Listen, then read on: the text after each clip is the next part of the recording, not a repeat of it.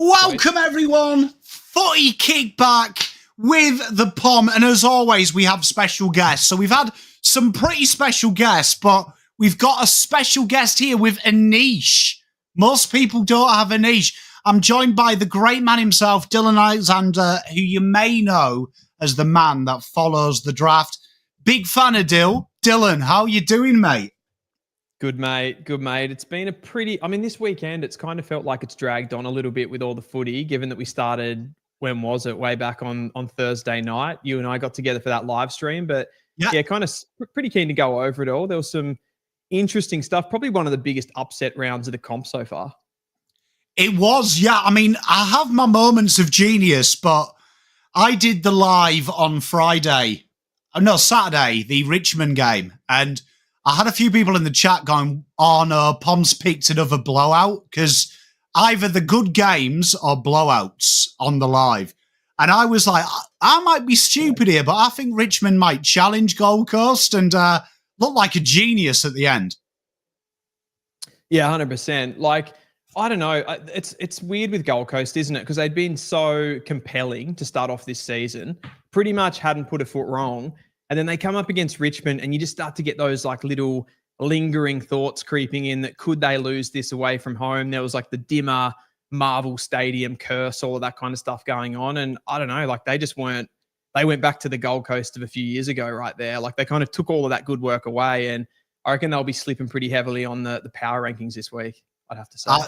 I'm hoping so. I'm hoping so. We got you must know Cooper Gretsch, Dylan. Cooper Gretsch. AFL news, trade and rumours? I probably do. Just don't know the name. Who are we talking? No, yeah, Cooper slide into his DMs. So yeah. he knows who you are, mate. But yeah, I agree. The power rankings, everyone's favourite. So for those at home, you should know this by now. We often fall out about this one, but the guest will help determine the week that was. And here we are. Here is the illustrious power rankings.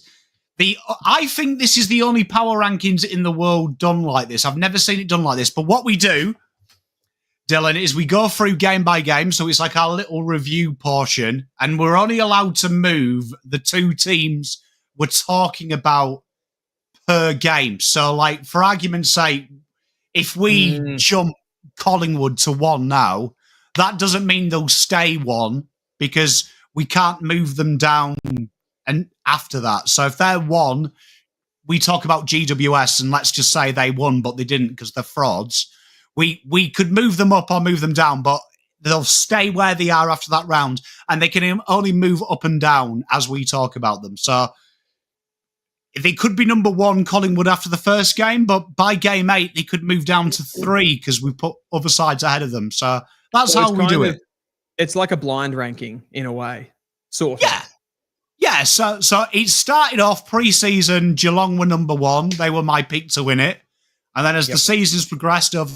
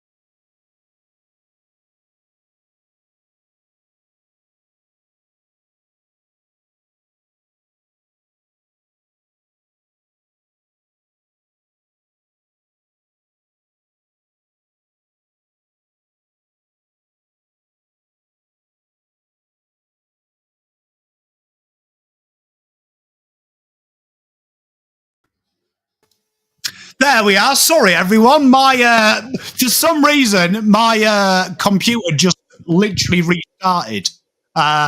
So where were we? Yes, so power rankings. Pom's sliding down the power rankings because he needs a better PC, evidently. Mate, I thought that was all me. And I think I was just like standing there kind of going, oh, what's happened to my computer here? And then I messaged you and you're like, it's on my end. So I was just standing there like a spare dick for a while. Yeah. I was talking to myself, and then the computer just literally suddenly did the Windows startup theme, and I was like,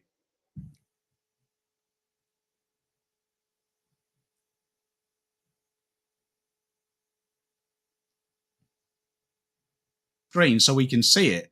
But the power rankings will start off with Collingwood and Brisbane. We watched this game, Dylan. We did. What were your thoughts, and chat? What were your thoughts of both of these sides? Did we learn anything, Dylan? I think we did. I think this was really the game for Collingwood where they sort of announced themselves to the rest of the competition. Some of the players that they've got in the lineup, you kind of know that they are going to be right up there at the end of the season. And let's be honest, they're not even full strength at the moment. Like, they don't have Dan Houston in the team. He's going to be massive for them going forward. But I think when you put in a performance like that against the Lions at the Gabba, pretty much like from a defensive point of view, the way that they were able to just push Brisbane back into their own half didn't really give them any of those big offensive opportunities where they got players like Rayner and Bailey and those sort of guys one out, even Hipwood and those tools. They couldn't really bring them into the game at all. It always looked like Brisbane were just sort of searching for something, and Collingwood just completely shut them out, I thought. And then on the offensive point of view, they were able to bring players like the Dacos brothers into the game. McCreary, I thought, was really good as well. And then the forward line functioned particularly as well, like good for the game as well. So overall, with Houston to come back into the team, I think you've got to have Collingwood. For me, you've got to have them either in the first or the second spot. What do you think about that? I'm with you, because we talked about this last week. We had Daz, and we said that Geelong, Hawthorn, Collingwood, Brisbane will be heavily dictated by this week. So I do think the winners of both games have to be ahead of their adversaries. Would you say at this stage, because we haven't talked about GWS, but would we still say Brisbane are better than GWS? I'm not convinced. I think largely Brisbane's power ranking level for most people has been off the fact that they won the premiership last year and they've banked wins.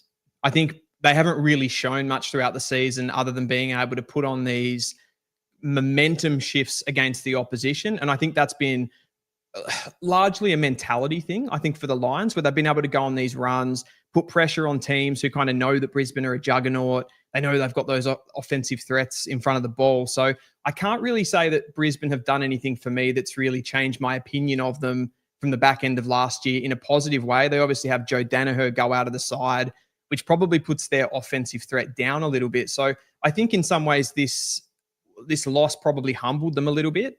And I would say, for me, it was just a little bit of evidence to show that there are cracks, and those sort of poor performances across the first 5 weeks, they weren't just, I don't know, they're not able to just control games at will. And when they come up against a really good side, they can put them away. I agree with that. I mean, I think we're going to have to put Collingwood number 1. So I'm with you there. I'm happy with that. You see, Brisbane, I'm with you. I've been saying this all year. Even though they're top, it did feel like they keep giving up leads. It's a matter of time.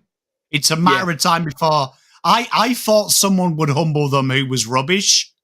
Like, that was my prediction. They'll beat good sides, and then it'll be like a doggies, a mid-tier side, smash them, and everyone's like, hang about, they're rubbish. But I feel like for the Lions, that would almost be better for them. Like, you would still trust them more if they lost to a shit team and just kind of had a mulligan and they didn't get up for the game. But I think when they're actually coming up against a really good side like Collingwood, they should be up for that game. There's a lot of history there. You know, the 2023 grand final, they want a little bit of revenge and all of that sort of stuff. So I think it was actually worse losing to another, threat like Collingwood. I feel like we have to punish them. Daz had a rule last week. We had to move Hawthorn down because they lost. Like, there needs to be a punishment. So what about third for now as we talk about other teams? I'm comfortable with that. I'm comfortable. Well, we'll bully them for now, and then we might give them a redemption the next game. But then the next game was my Blue Boys. 2 in a row, lofty heights. Yeah, I mean, 2 in a row. The Blues are back, baby. I had to cancel my September holidays that I'd booked against your North, Dylan. And I said something during the live, and I don't want to sound harsh, but I was like, their second half, I actually felt like they were worse than the Eagles in that second half. That was the worst half of football that anyone's played this season. It was disgusting. I even came back. What was I doing on that day? I'd been to football and I came back and we just went to the pub to go out for something to eat, like coming back from being out of town. And I just had to sit through it, just goal after goal, like Corey Durden's looking like peak Cyril Rioli, all the small forwards, Zach Williams, all these like players that I think are pretty low down the rung, if I'm, maybe being a little bit harsh, but I don't consider those guys top-end small forwards. And we just don't have any defensive stability in our DNA at all. There's just nothing there. We can't stop players like that, whether it's a key position forward that wants to get off the chain, whether it's a small forward. You smashed us at centre bounce. Hewitt looked like he was Dustin Martin reincarnated, which is ridiculous. It was awful. And I have zero expectation of North Melbourne for the rest of the season. It was coming into the season. I was probably one of the fans that was a little bit more pessimistic about the Kangaroos in general, but that's just not acceptable. I think most of the other games you could give us a bit of a mulligan for throughout the season that we've lost heavily. I think there's still been some poor performances, but it's clear that the recruits aren't working. Players like Daniel and Darling, they're looking like they're not even AFL standard players at the moment. And we've given away high draft picks for some of those guys. And I just think it just sort of shows the incompetence across the entire club really for several years. And we're still not really turning the corner. I hope that wasn't too harsh on the North, but sort of how I'm feeling at the moment. No, I copped a lot of hate in PommInOz last week from North fans, and I've got to give a shout out to someone because he called me a whinging Pom and said, "Go Roos, they'll smash you." And he actually edited his comment after the game saying, "Well done, Pom, you were right." So shout out to you. I won't name you, but if you actually go through the comments in that, you'll notice it says edited, and that was it. But I'm with you. You know what hurt my heart for you? Because I love me football. Even though I'm a Carlton fan, I love my football, so I can empathise with teams. That really did feel like mass checking out. Like when you've got Luke, like I said it on the watch along, I felt like Luke Parker was brought in to change you physically. And it felt like he was on a farewell tour, hanging out the back, hoping to kick snags. And that was a real bad look for me because I was excited when he brought him because I was like, he might bring you a little bit of spine, a little bit of physical presence. But he looked like he was just there to have 20 and 2 goals. That's how it can go both ways with these sort of recruits, can't it? Like you can look at the history and look what they've done at their previous club. But you can also get the other side of that when a guy's just a little bit older, he's offered a bit more money and he can just come down and chill. I'm not necessarily saying that about Luke Parker. I mean, I think he, as a professional footballer, he's always had a lot of integrity. I just think there's just so much incompetence inside the entire playing squad, inside the club in general, the recruiting, pretty much everything, even the way Clarkson is coaching. I think it's really hard to put a finger on where it's going wrong, but it doesn't help when you bring in overpriced recruits who kind of aren't pulling their weight.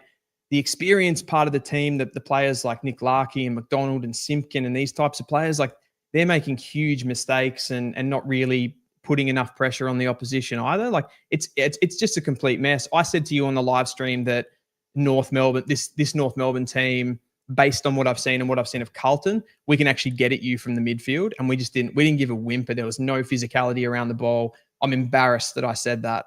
And yeah, it's I don't know what to say.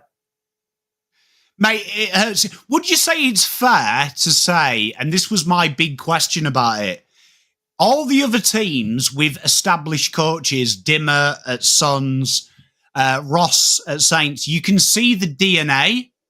Like, if I watch Saints, I can tell it's a Ross team. If I watch Suns, I can tell it's a Dimmer team. I still don't quite see the Clarkson DNA at your team. Would you say that's a fair assumption? It doesn't look like a Clarkson style team. It's totally fair. I think they tried to sort of bring into the media this idea of North Ball. I can't remember exactly when that sort of started, but there's no signs of North Ball. I don't know what North Ball is. I suppose it's like exciting young players getting their hands on the ball, running the ball from the half-back line. But we've never shown any continuity of any sort of a game style that's stuck and that's been able to trouble teams, like whether that's scoring from defensive 50. I think when we have sporadically won games over this period, it's probably been from centre bounce, and it's just been our young midfield kind of just setting fire for a few minutes and we pile on some goals like we did against the D's. There's nothing really, there's just, no skerrick of identity coming from Clarkson. And it probably comes into that, like what I said before about the guys like Daniel and Parker and these players.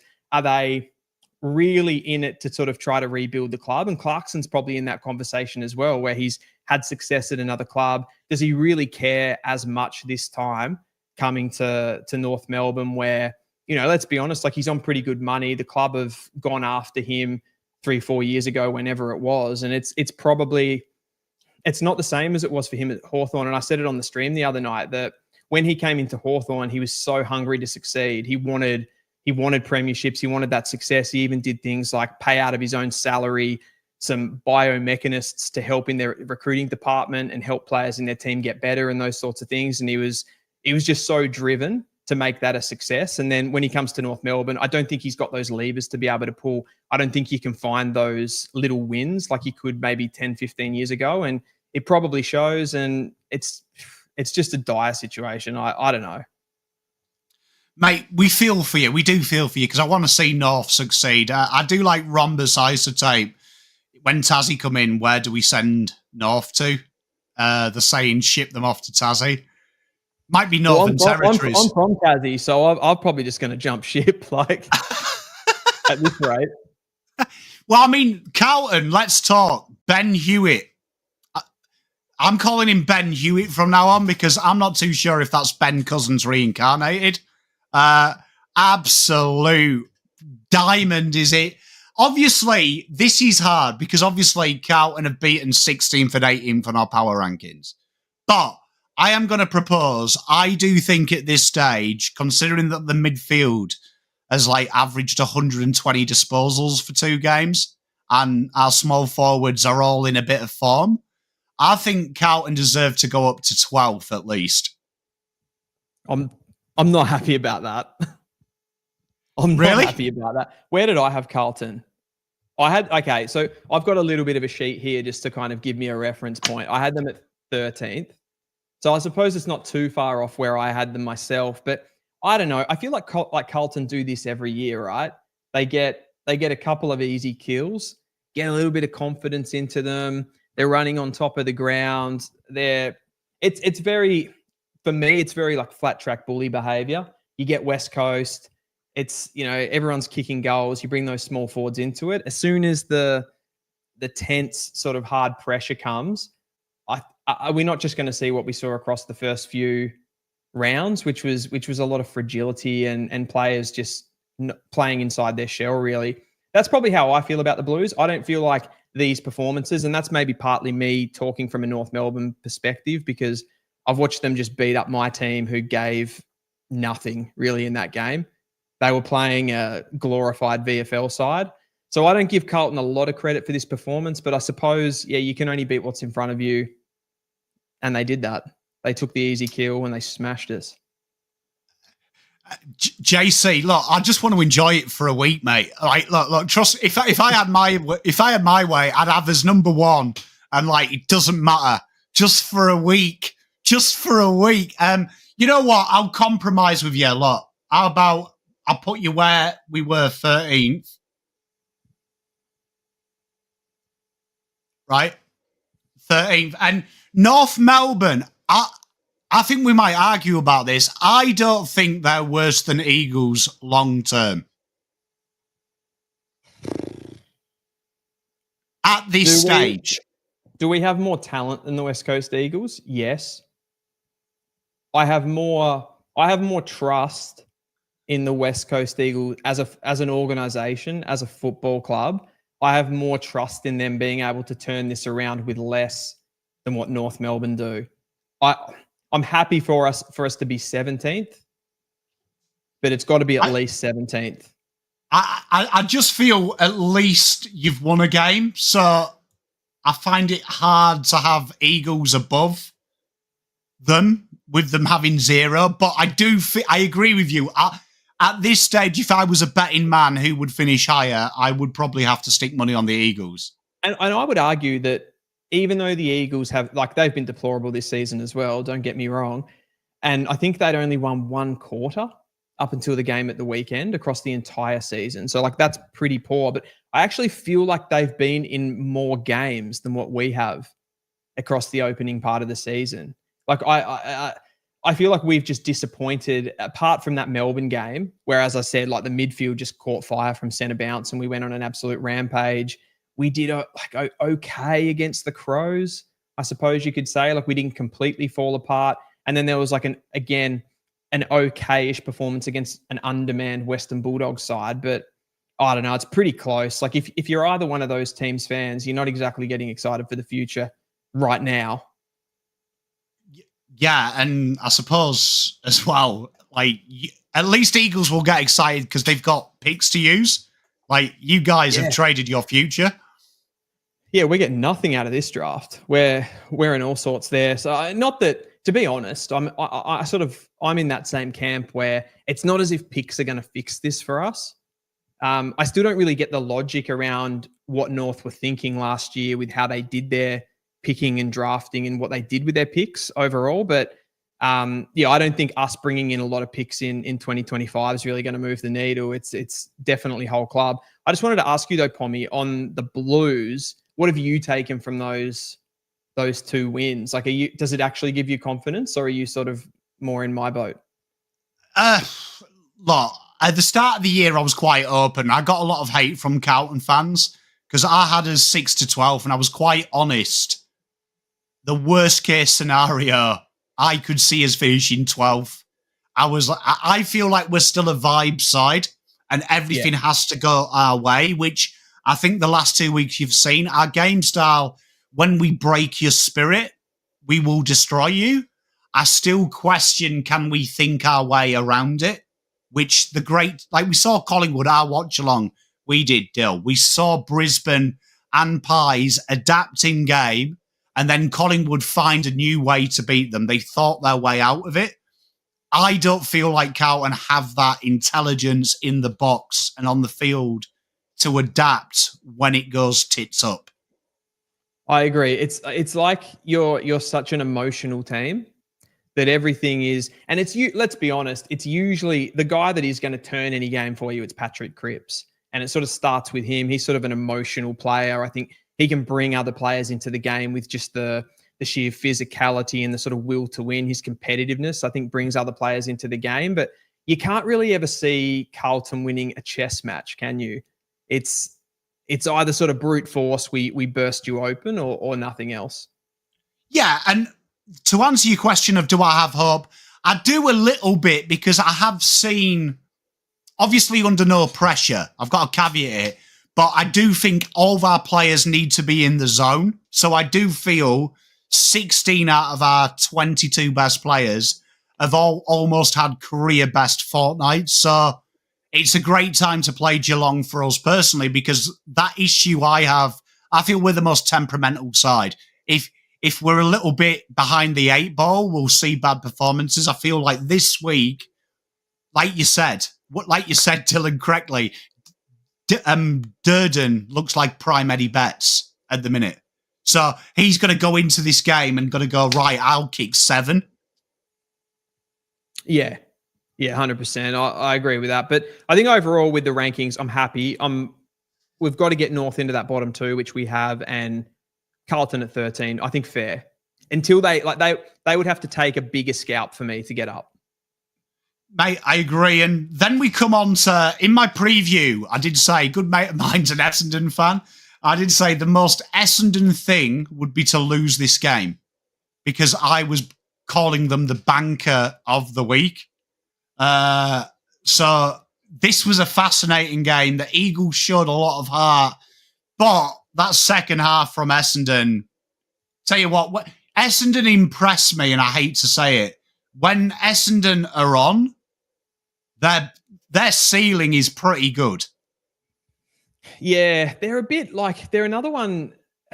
I get vibes of Carlton with Essendon as well, with like it being a very emotional team with this sort of talismanic older player. Like Zach Merritt's kind of the guy for them. He does it in a different way to Patrick Cripps, but they are very much like that. And every time one of these games where backs are against the wall, as soon as they have to win a game and they get the banker, that's when you expect them to slip up. Like, in fairness to them, I think they're starting to get a lot of players come along on that ride. Players like Sam Durham, I think he's had a really good couple of years. And for me, I'm not as harsh on Essendon as perhaps I am on a team like Carlton, because I feel like where Carlton's list is at, where they've been sort of building for the last like 5 to 10 years, I feel like Carlton sort of have to be at the point where they're ready to go now.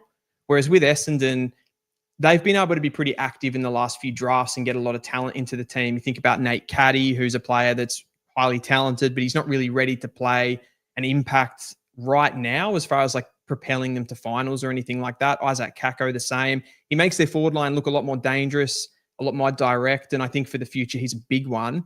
But they've still got a lot to come through. And if we go on to, like, my thing is the draft. If you go into the draft in 2025, they've got another couple of NGA guys that are going to be sniffing around that top 20 like Isaac Kako was last year. So they're going to get even more talent for a cheaper price. So I probably don't hold them to the standards of, say, a Carlton. But again, like you'd sort of hope in this game that they would have been able to maybe put West Coast away a little bit easier. I think it's always a hard run for their fans. But yeah, overall, I'm not as harsh on them. I think they've been reasonable. And I think as long as you're getting, I guess, from Brad Scott, you're getting some identity in the performances that you see, and you're seeing him bring those younger players into the game. Because I know Brad Scott, from when he was at North Melbourne, he wasn't one that sort of brought younger players through. And I think Essendon are seeing that with guys like Sardis, who can't get into the team. He does like his favourites and his older sort of guys. So if you can see that Brad Scott's kind of changing that and bringing the youth through, I think that's where Essendon, you'll kind of judge their success over this season at least. Yeah, I agree with Grittier as well. One thing that impresses me about Brisbane, I mean, Essendon they've kind of drafted differently every time. Like, my one criticism of North is it's like they've literally had a slightly different, they've almost done the Carlton rebuild of get the same guy, slightly different though, but is kind of the same guy. And then you're suddenly in a situation where you're playing midfielders at half back and at half forward just to fit them in because they're so much better than the guys you've got. Essendon, I really like their spread of talent, particularly their later picks. And Peter Wright, I know lunchtime catch-ups here. I said it a couple of weeks ago. I don't know why Peter Wright isn't starting, because even though I think he's rubbish, I do think Caddy isn't ready to be the main man yet. And I thought he was the difference this week. Yeah, he probably was. And that's like the funny thing, I reckon, with some of these players that play a lot of VFL footy. They come in and they show something like, probably a classic, and we're going to get into it later, is like Aaron Francis at Sydney this week. He starts as a sub, comes in, and he looks like Wayne Carey in the final quarter of the game. Like, it's just crazy. Yeah, I don't know with Peter Wright. I just think, and going back on what you said before about Essendon's recruiting, they're sort of like, they're in an interesting point because they've obviously changed their recruiting staff. Like Matt Rose is the key guy. You've had Dodoro. I think Dodoro is one of these recruiters that tried to find like the next big thing, or he tried to find these prototypes of players like the next Dustin Fletcher and all of this sort of thing. And he drafted a lot of random players. They were either not super good at football and really athletic, or they were super good at football and had no athleticism and they were essentially VFL players. That's kind of the way that I see their recruiting. And I think Rosa needs a little bit of time now with these NGA players that are coming through, sort of to put his own identity on the team And I think that sort of merged in with Brad Scott's philosophy and recruiting around that philosophy will kind of tell, for me, it'll tell the story for Essendon. As far as on the Peter Wright thing, yes, he played well this week. I think he's probably beating up on a weaker West Coast side. I think, and I do expect that Peter Wright will end up. I think that sort of player these days that's 200 centimetres, is a big, bustling key position forward, just doesn't defend the ground well enough to play in the modern game when he can't lay a glove on players that are running the ball out of the back line. I just think he makes them a bit too immobile for me. I agree. I mean, I agree with Lunchtime Podcast as well. It's going to be interesting. No Draper and Brian, I think, is going to make it incredibly hard because I think Sam Draper, career best form up until that injury. I'm going to propose something I never do. I can't put Essendon above Carlton purely because I think Carlton's depth will see them through. And because they've not won a game, I can't put Eagles ahead of anyone. No, I'm happy with that. I'm just having a look where I had Essendon. I had them a little bit higher, to be fair.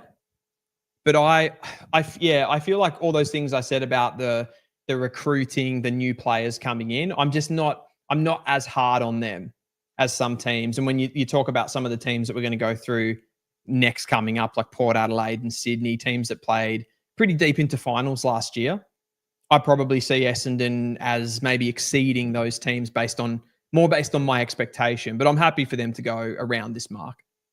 Mate, I agree. I think they are. I think they're maybe.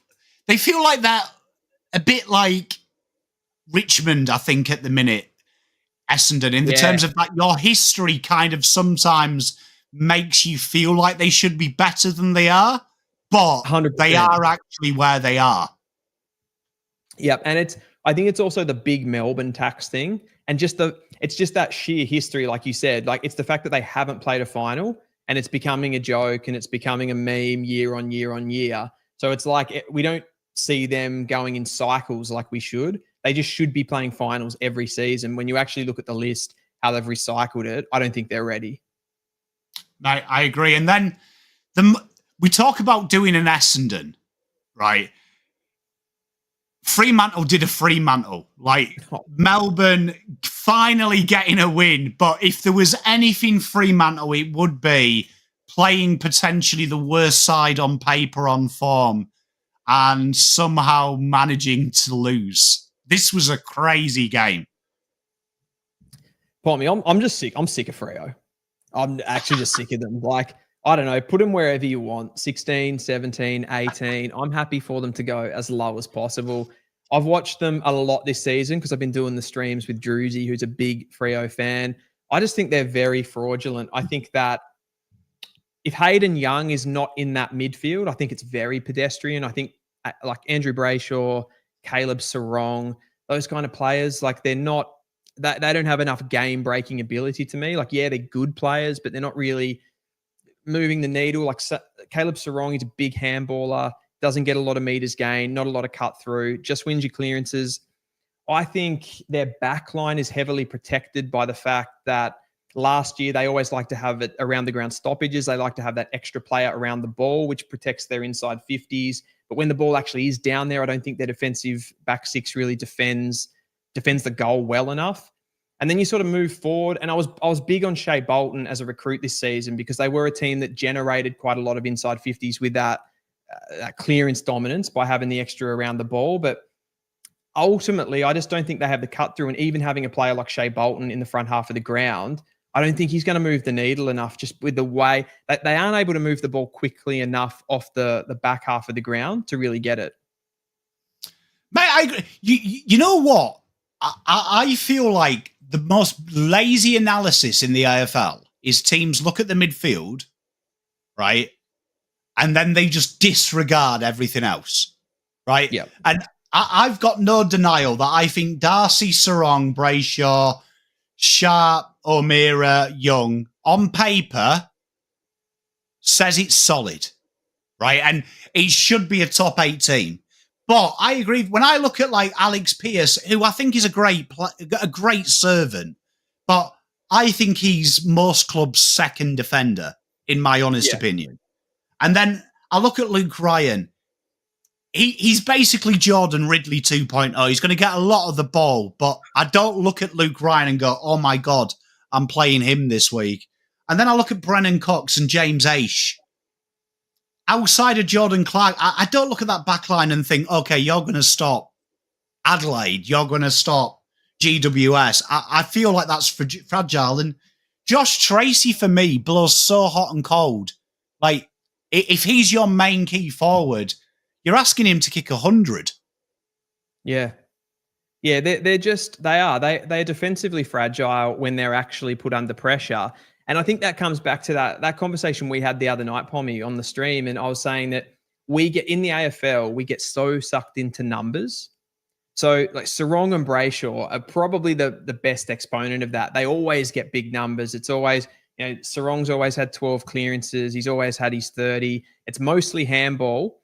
And they get a lot of the ball, but there's not a lot of damage on the other end. And I think that really, I don't know whether to blame players like Tracy and Amiss for that, the fact that they get the ball inside 50 a lot and that you don't get a lot of score on the board. I think it's partly the structure and the way that they move the footy. I think, at times Tracy does look like he's a really dominant key position forward. But then again, like you said, he does blow hot and cold. You throw in the away record for Freo, and this year they haven't even looked particularly damaging at home. I even go back to that Western Bulldogs performance where they sort of had that gritty win where they didn't have a lot on the interchange, but they were playing a pretty undermanned Western Bulldogs side that was traveling, a lot of young players in that side that nearly turned them over. Like that was a really, really touch and go game. I just don't see them. I see them as one of those teams that every time they're going to come up against a big challenger, every time they get a Collingwood, a GWS, a Hawthorn, a Geelong, a Gold Coast, they're just going to fall over. I agree with Double Dummy. I just don't think they've got enough hurt in that team. Yeah. Yep. It's sort of, they're not going to drop that many games. I know they've just dropped a game to Melbourne. I don't think they're going to lose to teams like too often, like North, like Richmond, like West Coast, those really easy beats. They'll beat, and at home, they'll take them down. But yeah, I agree. It's just, I don't know.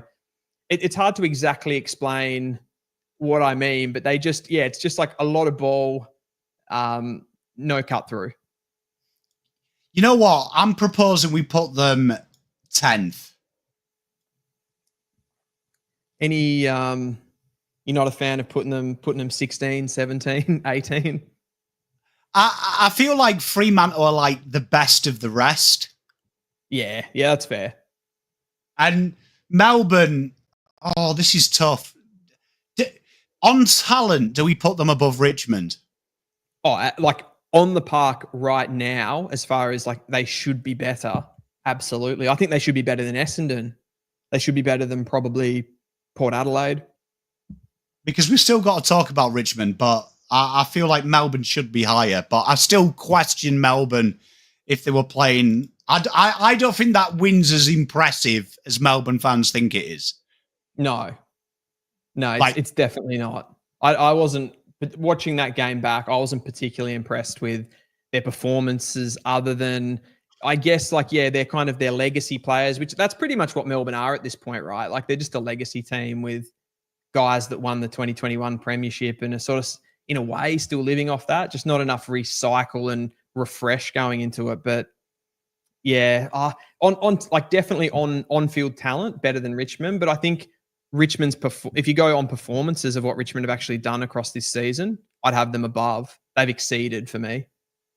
Well, we are coming up to Richmond, so we get to talk about them in a minute. But the team I love talking about, Adelaide Crows. Daz was so hard on them, and I was so hard that GWS are fraudwatch.com. Daz made me move GWS to second. Adelaide proving that the biggest fraudsters in this country are GWS, should be arrested. And the Crows, I thought the Crows were impressive defensively. I made a bold call. They'd keep them under 40. I know Hogan wasn't there, but I thought defensively Adelaide found a metronome in which they've lost this season. I thought they controlled this game pretty well. Yeah, they definitely controlled they controlled the scoreboard, I think, in this game, which was particularly impressive. I'm probably not with you. So let's unpack that for a second there. I'm just getting through everything you said. So the Giants are frauds, we said. Yeah. Adelaide, you're big on Adelaide. What was Daz's problem with Adelaide? A bit like mine with Gold Coast. He thinks they're a bit of Gold Coast, where I think Gold Coast have got to change a lot. Where my belief with Adelaide is I think they tinker. They need to tinker. They just need to learn that you can't go hammer and tongs all the time. I think Nick Murray, as Big Gritio says as well, one of the best performing defenders this year, right? And I think he's a huge out. Yeah, I reckon coming into the season, Adelaide had the highest amount of underrated players. Yeah. Just in general, like that back line was so underrated. I remember listening to a back chat pod, Hamish Brayshaw talking about the Crows, and he said that they have the worst list in the competition.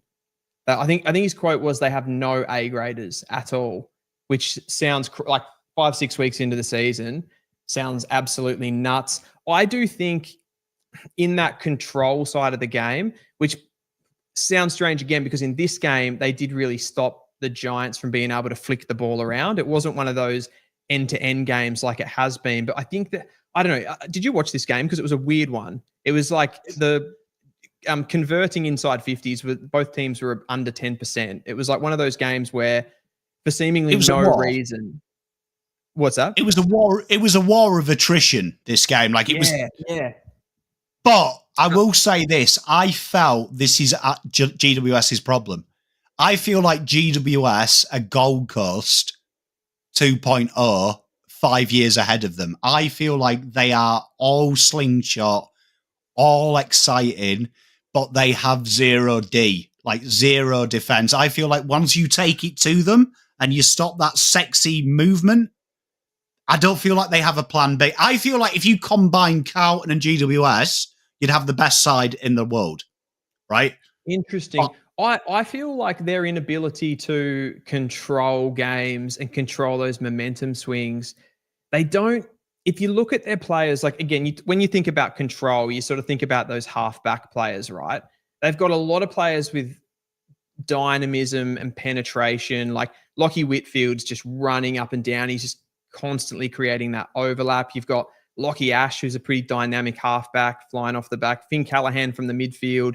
Tom Green's a big body in there, not necessarily dynamic as far as like speed and explosiveness or anything like that, but they probably don't have, like they don't have a Nick Dacos sort of guy that can just sort of sit back when things are, the ball's going everywhere, there's those big momentum swings just to control things. I think it's, like you said, it is sort of all hammer and tong. I think their back six is, for me, is probably the best in the competition at actually stopping the opposition. Like if you look at just the guys on paper, just names, you're looking at Sam Taylor, who for me is probably the best lockdown defender in the competition. I think Buckley's probably the competition's like best second defender. Yeah. As far as just taking, they've got a lot of guys that can take those big and small roles as well. Players like Connor Iden, Harry Himmelberg's another one where he can take smalls and talls, which is really important in the modern game when you've got these, you're coming up against sides that have all of these small and medium and hybrid sort of forwards. So it's, for me, it's nothing against personnel from a back six point of view, but I feel like when they need to just get a foothold in the game, sometimes when the momentum is against them, that's when they've really struggled. You go back to that final against the Brisbane Lions, or both of their finals, actually, they were in winning positions. And if they had just been able to control the football a little bit more with those, change angles, short kicks, control, come back, come forward a little bit, I think they would have been able to take the sting out of the game. And for me, that's probably the final, them in their final form probably just needs those different modes, because they're all gung-ho at the moment. What is it? All duck, no dinner, essentially. Mate, I think, for me, my question mark is I think their names are brilliant on paper, but I think the Hawthorn game, for me, was the best example of what I don't like about them. That it was obvious one area was the goal-kicking end, right? And that third quarter, I thought Hawks just simply outsmarted them. And I feel like their entire structure is built around us having the ball. I think when you come up against a side like Adelaide, who I think they're in their infancy of learning it. But I thought Adelaide exposed them badly, that if you outsmart them, you take away them little dinky kicks to open up the ground. All they are is a fast-running, high-powered side. Yeah, I think you're right. I think you're spot on about that there's a lot of levers that you can pull to take their game away from them. I think I don't think they can wrestle it back. Yeah, and I think that's probably been the biggest knock on them. I still just look at, and it's maybe me coming at it again from a list point of view. I look at the players that they have and go, if they can put it all together, they're going to be seriously hard to stop. I look at the losses that they've had when they have had these sorts of games, like the one against Hawthorn you mentioned, even this game against the Crows, like they were both away from home.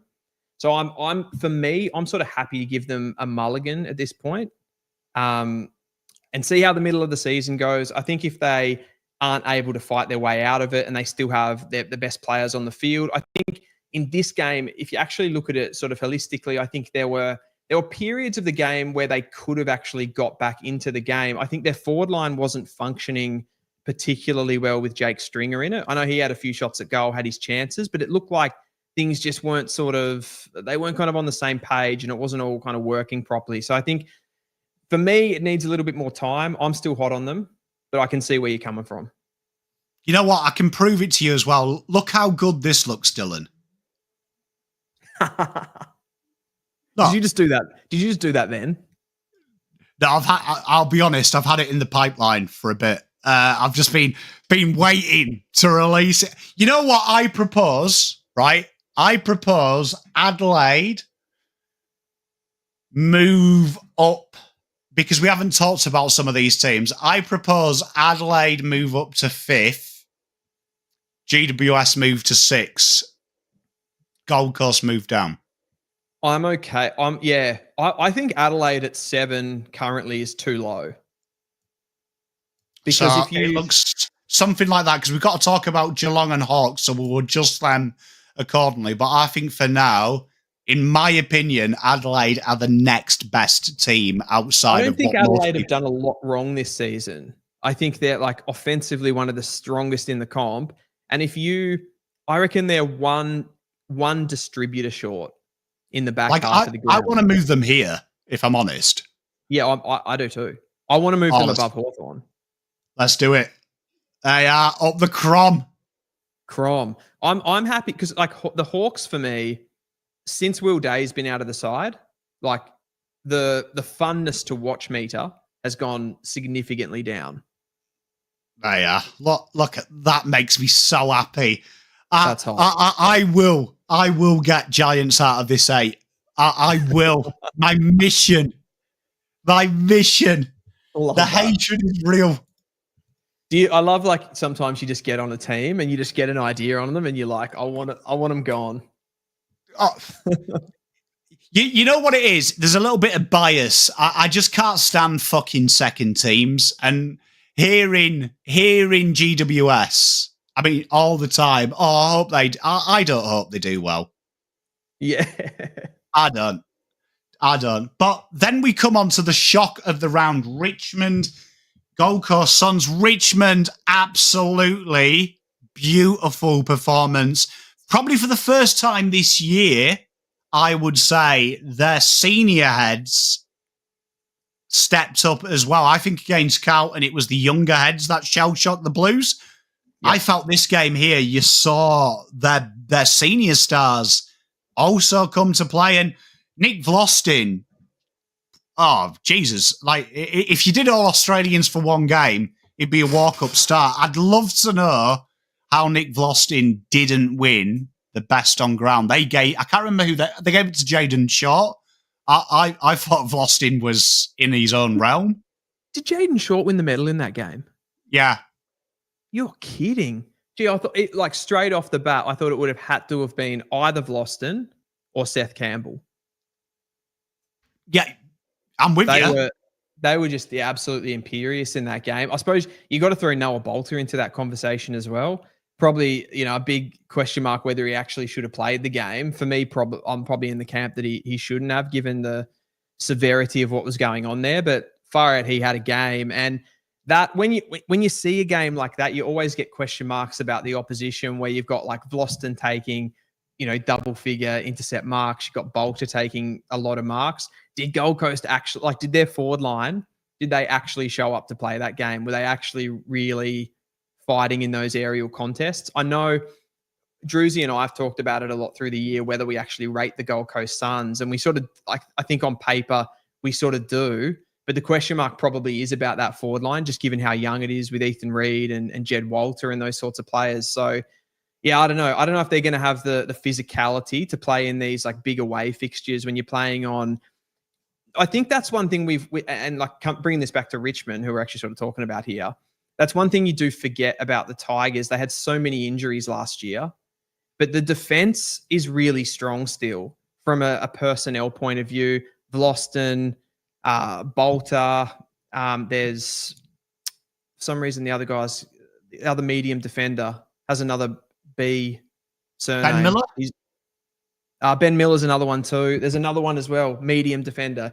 I've got his face in my head, but I can't remember his name. But they've got Broadbanks. Broad, yeah. Yeah.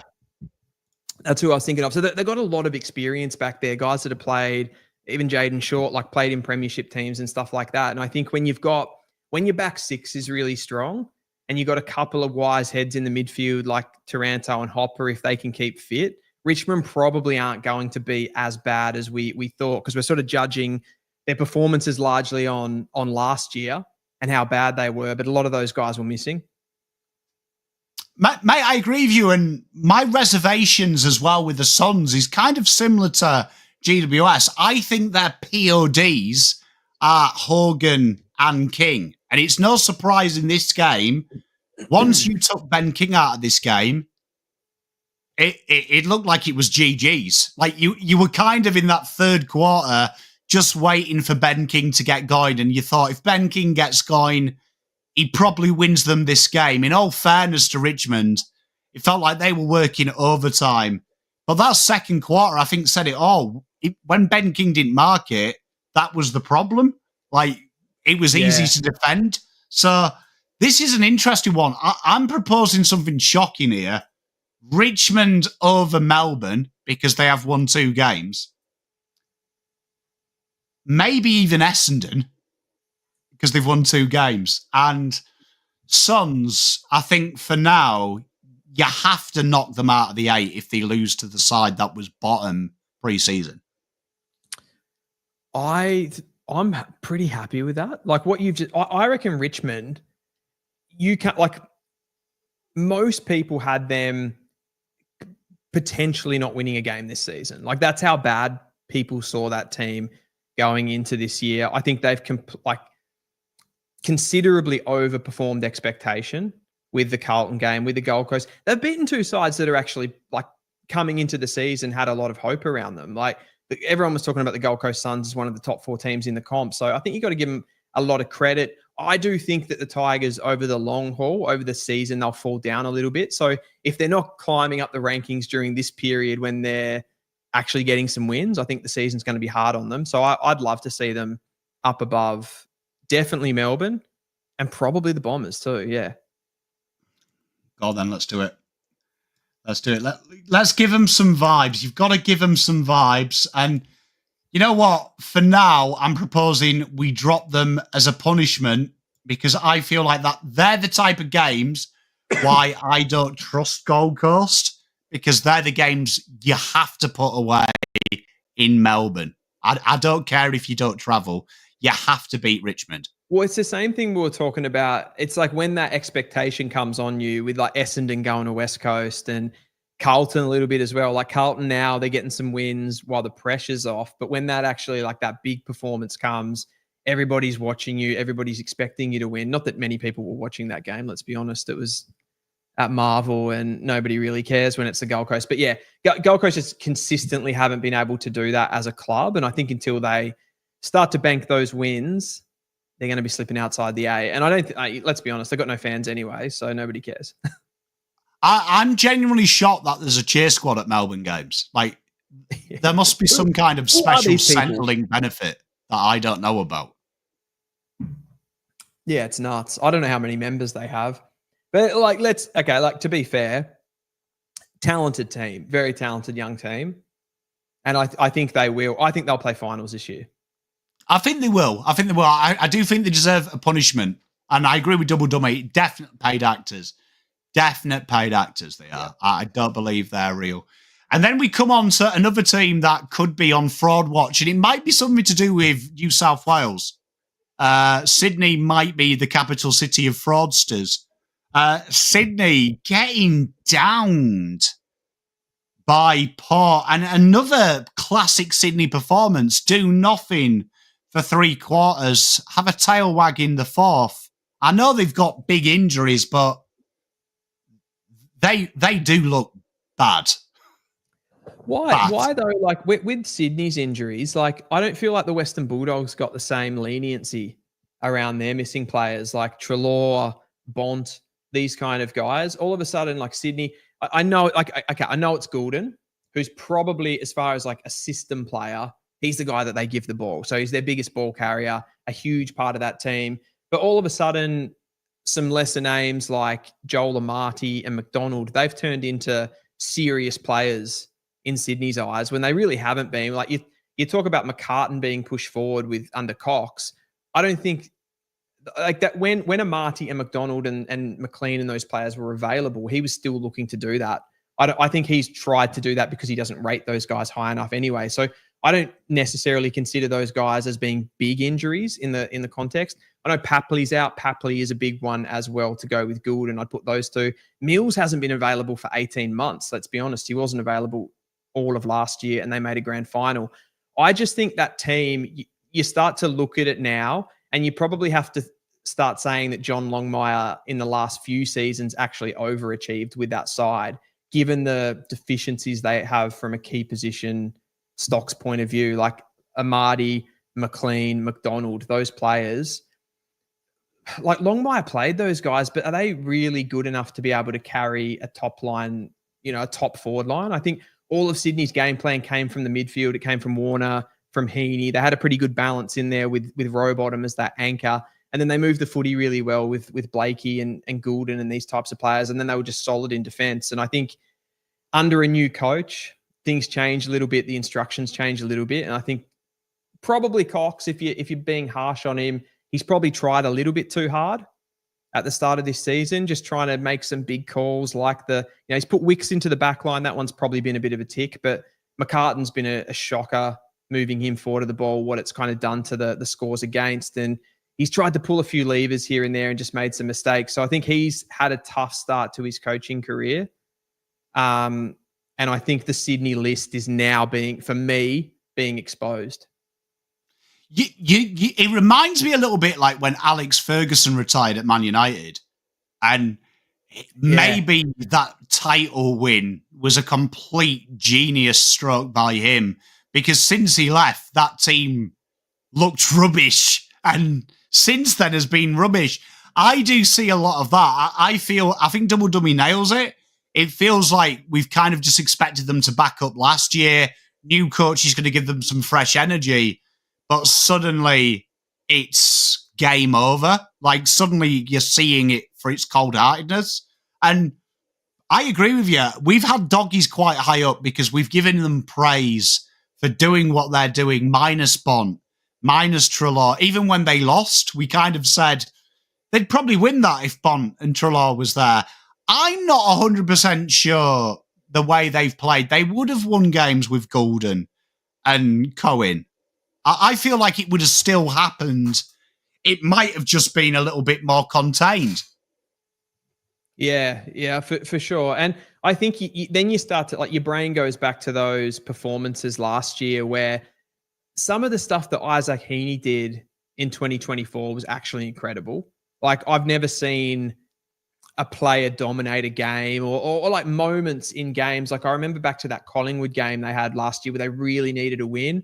Isaac Heaney's like third and fourth quarter in that game was just absolutely incredible. The impact that he was able to have, big contested marks, big clearances, those sorts of things. He kicks goals as well. Like, he's a super player. Not many midfields have the luxury of having a player like Isaac Heaney that can burst through and Warner as well. So they've got high-end talent in the midfield, which I think papers over the cracks. And then it's starting to show. And the problem for me with that, like I talk about those key position players, it's not like they've drafted any coming through either. So there's really no, unless they go and recruit someone like they did with their ruck stocks a couple of years ago with Grundy, there's not really a light at the end of the tunnel that can fix the problems. Mate, I agree with you. Like, I just look at that team and I agree with you. The key forward one baffles me because it feels like that is every draft trade preview I've ever done for Sydney. Who's the next buddy? Who's going to take over from him when he goes? I love Joe Lamati, but I'm not a big believer Joe Lamati is the main man, but I do love him. Feel like he's the perfect second, but I don't look at someone. This one's interesting because Port have kind of done the opposite of Sydney. They've got their players back. Butters comes back into this side. It's suddenly changed everything about them. It looks like a huge in. I feel like Port are better than a lot of them teams in that 7th to 12th. It's interesting. Like I came into this season feeling a little bit similar about the Swans and the Power in that like it's such, everything's concentrated. All the talent's concentrated around the midfield. So, you know, for the Swans, it's Heaney, it's Warner, it's Rowbottom, it's Goulden. For Port, it's Butters, it's Horne-Francis, it's Roseanne, it's Drew. They've got very similar midfields, and then their deficiencies sort of lay elsewhere. But I think performance-wise, and given how, like, I feel like Hinkley this year, he's been able to like reinvent things a little bit, like sending Rosie to the half-back line where I think he hasn't stunk it up in the midfield over the last couple of seasons, but I don't think he's had the same cut through as some of the others. And that, you know, being able to play a player like Willem Drew as that like defensive sort of minded player, have Butters and Horne-Francis bring them into the game and then swing Rosie behind the ball. What he's been able to do so far in this season has been pretty special from half back, and losing Dan Houston, that kind of covers that hole. I know it leaves them one short in the midfield, but they look a lot better with that move. And Butters back in the team, I think it's been covered a lot in the media, like spiritual leader, just that guy that cracks in, and he's so classy as well when he's actually got the ball in hand as well. So I'm not hot on, I can't say I'm hot on them, but I feel like, again, expectation is a thing here. I didn't expect Port Adelaide to do as well as the Swans this season. So I'd have to have them above. And then given the fact, again, this game was at the SCG, so Sydney were, you know, they were bringing Port Adelaide to their home ground. That was at the SCG, wasn't it? It was, yes. Yeah. So I don't know. You got to give this position, I think, to Port Adelaide based on that. Are they good enough to go above Freo, though? Oh, anyone is. You know what? I'll let you have that call. How's that? Am I completely screwing your power rankings here by just going rogue? This is what's great about it. It's two people doing it game by game. I reckon by the end of it, it will be pretty spot on. But no, mate, I agree with you. I mean, I trust. I would say this: I trust Port at Port a lot more than I trust Freo at Freo. Yeah. Well, who have the Dockers beaten this season? They've beaten West Coast in the derby. Yeah. They've beaten Richmond. Yeah. And the Dogs when the Dogs are missing Bont, Waitman, and Treloar at home. I'm with you. I'm with you. Like that's how I judge it. If I'm between home ground advantage, who am I trusting? I would feel a lot safer betting on Port versus Collingwood at Port than I would do Collingwood at Fremantle. Yeah, I agree. And on top of that, I would trust Hinkley over Longmuir as well. Yeah, and I also think their midfield, when we were talking about it, has got the ability to play dirty, where I don't think Fremantle have. The Freo midfield, like we didn't probably breach on that before, but they love an easy kill, don't they? They love a downhill ski, those boys. Yeah, like I trust Butters and Wines to step up. Yeah. Like as a Carlton fan, I would rather play at Optus. I'd feel more confident at 4 points than I would do at Port. Yeah, I think you always, against Freo, you always feel like you're a chance. Even like maybe it's even something like the fans, like the fan identity plays into this as well. Like going to Port Adelaide, it's pretty hostile. I'd feel a lot more comfortable going to play Freo in that sort of environment. Yeah, I mean, it feels like all due respect to Adelonians, if that's what you call, but I feel like walking the street at 3 a.m. in Adelaide, I've got a chance of being mugged. At Fremantle, I've got a chance of you inviting me back home and your mum cooking me breakfast. Yeah, exactly. Do you know what I mean? 100%. And if you were robbed, it would probably be a Port Adelaide fan. Yeah. Do you know what I mean? Yeah, it would have been the rogue Port fan in Fremantle. But then we've come to a team that we talked a lot about, and they got Bont back. And the Doggies, this is an interesting one because I think this is like a double-edged sword. I thought St Kilda was shocking, but I'll also say I thought the Doggies were amazing. I'm hot on the Dogs, Pommy. I'm really hot on the Dogs. I absolutely love what they're doing. I'm a Bevo fan.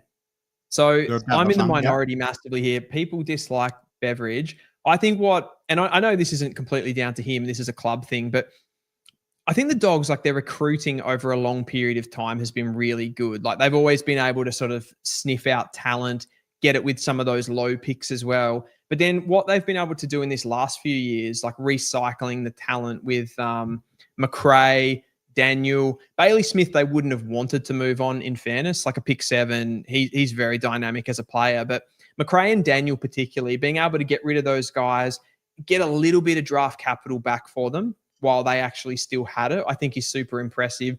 And then turn that into these young players that we're starting to see come through. Like Ed Richards now is able to play in the midfield because Jack McRae is not there ultimately. They're able to play a player like Joel Frazier, who they got in the draft a few years ago. He's playing midfield. He's playing a little bit of halfback, just sort of being a ball carrier for them. They've been able to bring all these sort of dynamic types through. And I think now you're seeing that the next generation, after your Bonts, your Libbers, your Trelaws, it's already there. They've basically got all of those players there.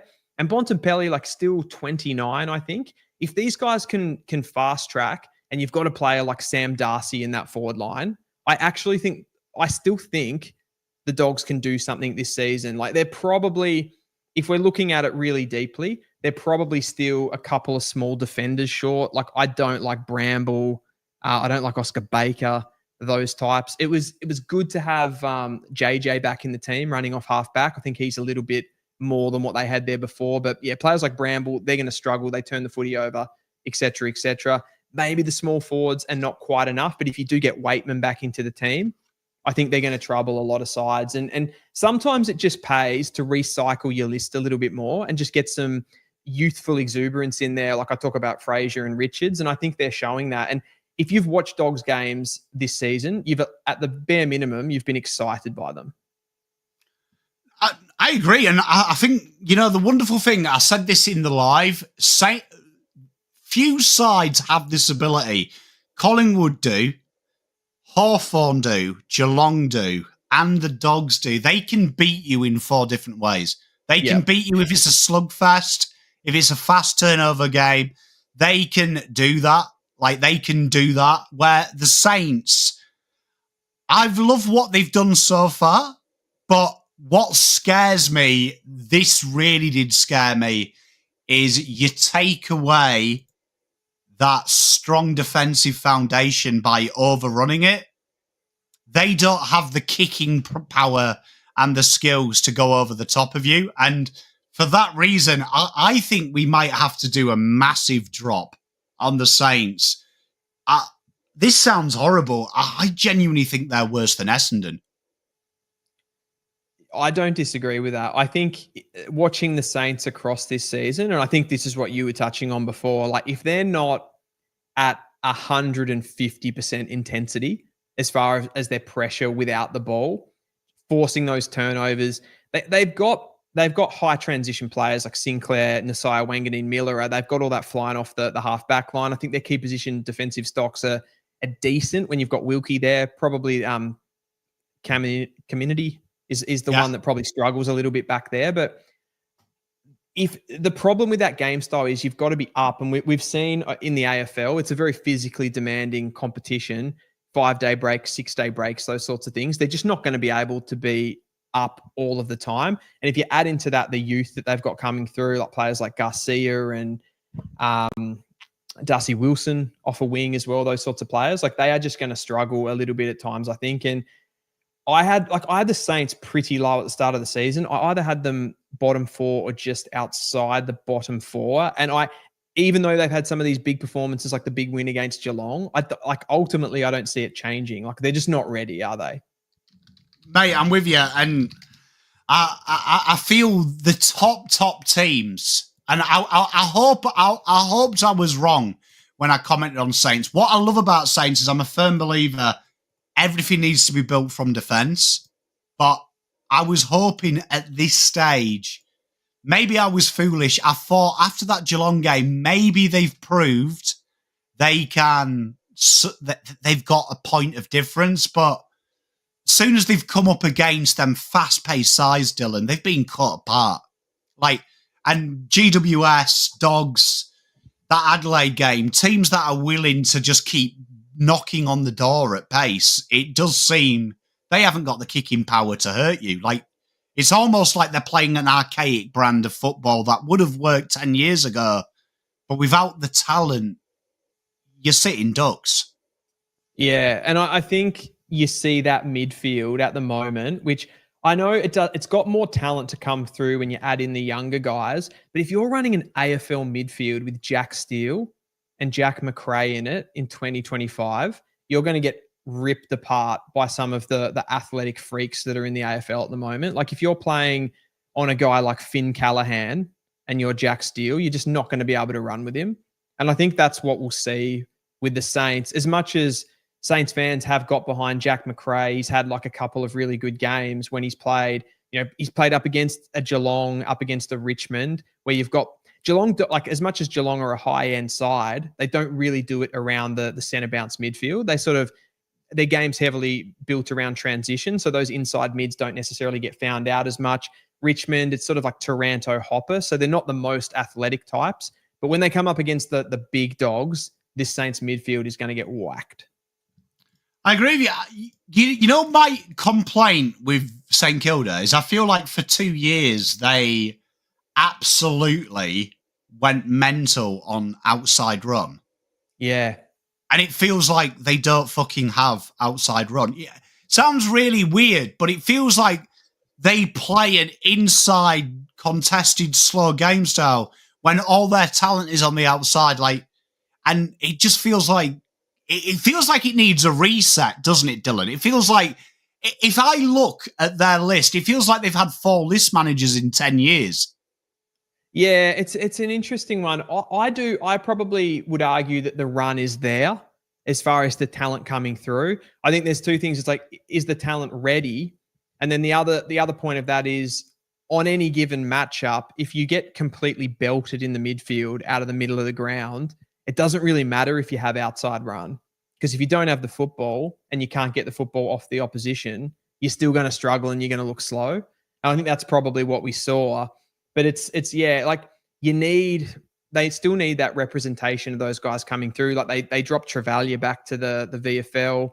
So he's a runner that's out of the side. So every time they do that, you throw in Matthias Philippou, who's still injured at the moment. I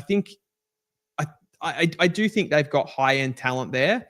It's just distributed in the team weirdly. And then I feel like Ross Lyon has to come up with this game plan that's just not as conventional, I suppose, as some of the others. And I think sometimes it just makes them look a bit stupid.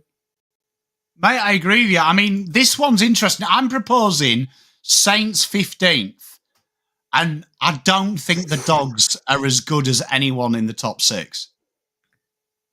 No, they're not. They're definitely not. I agree with that. The Saints at 15th feels harsh. So that would have them 14th. Or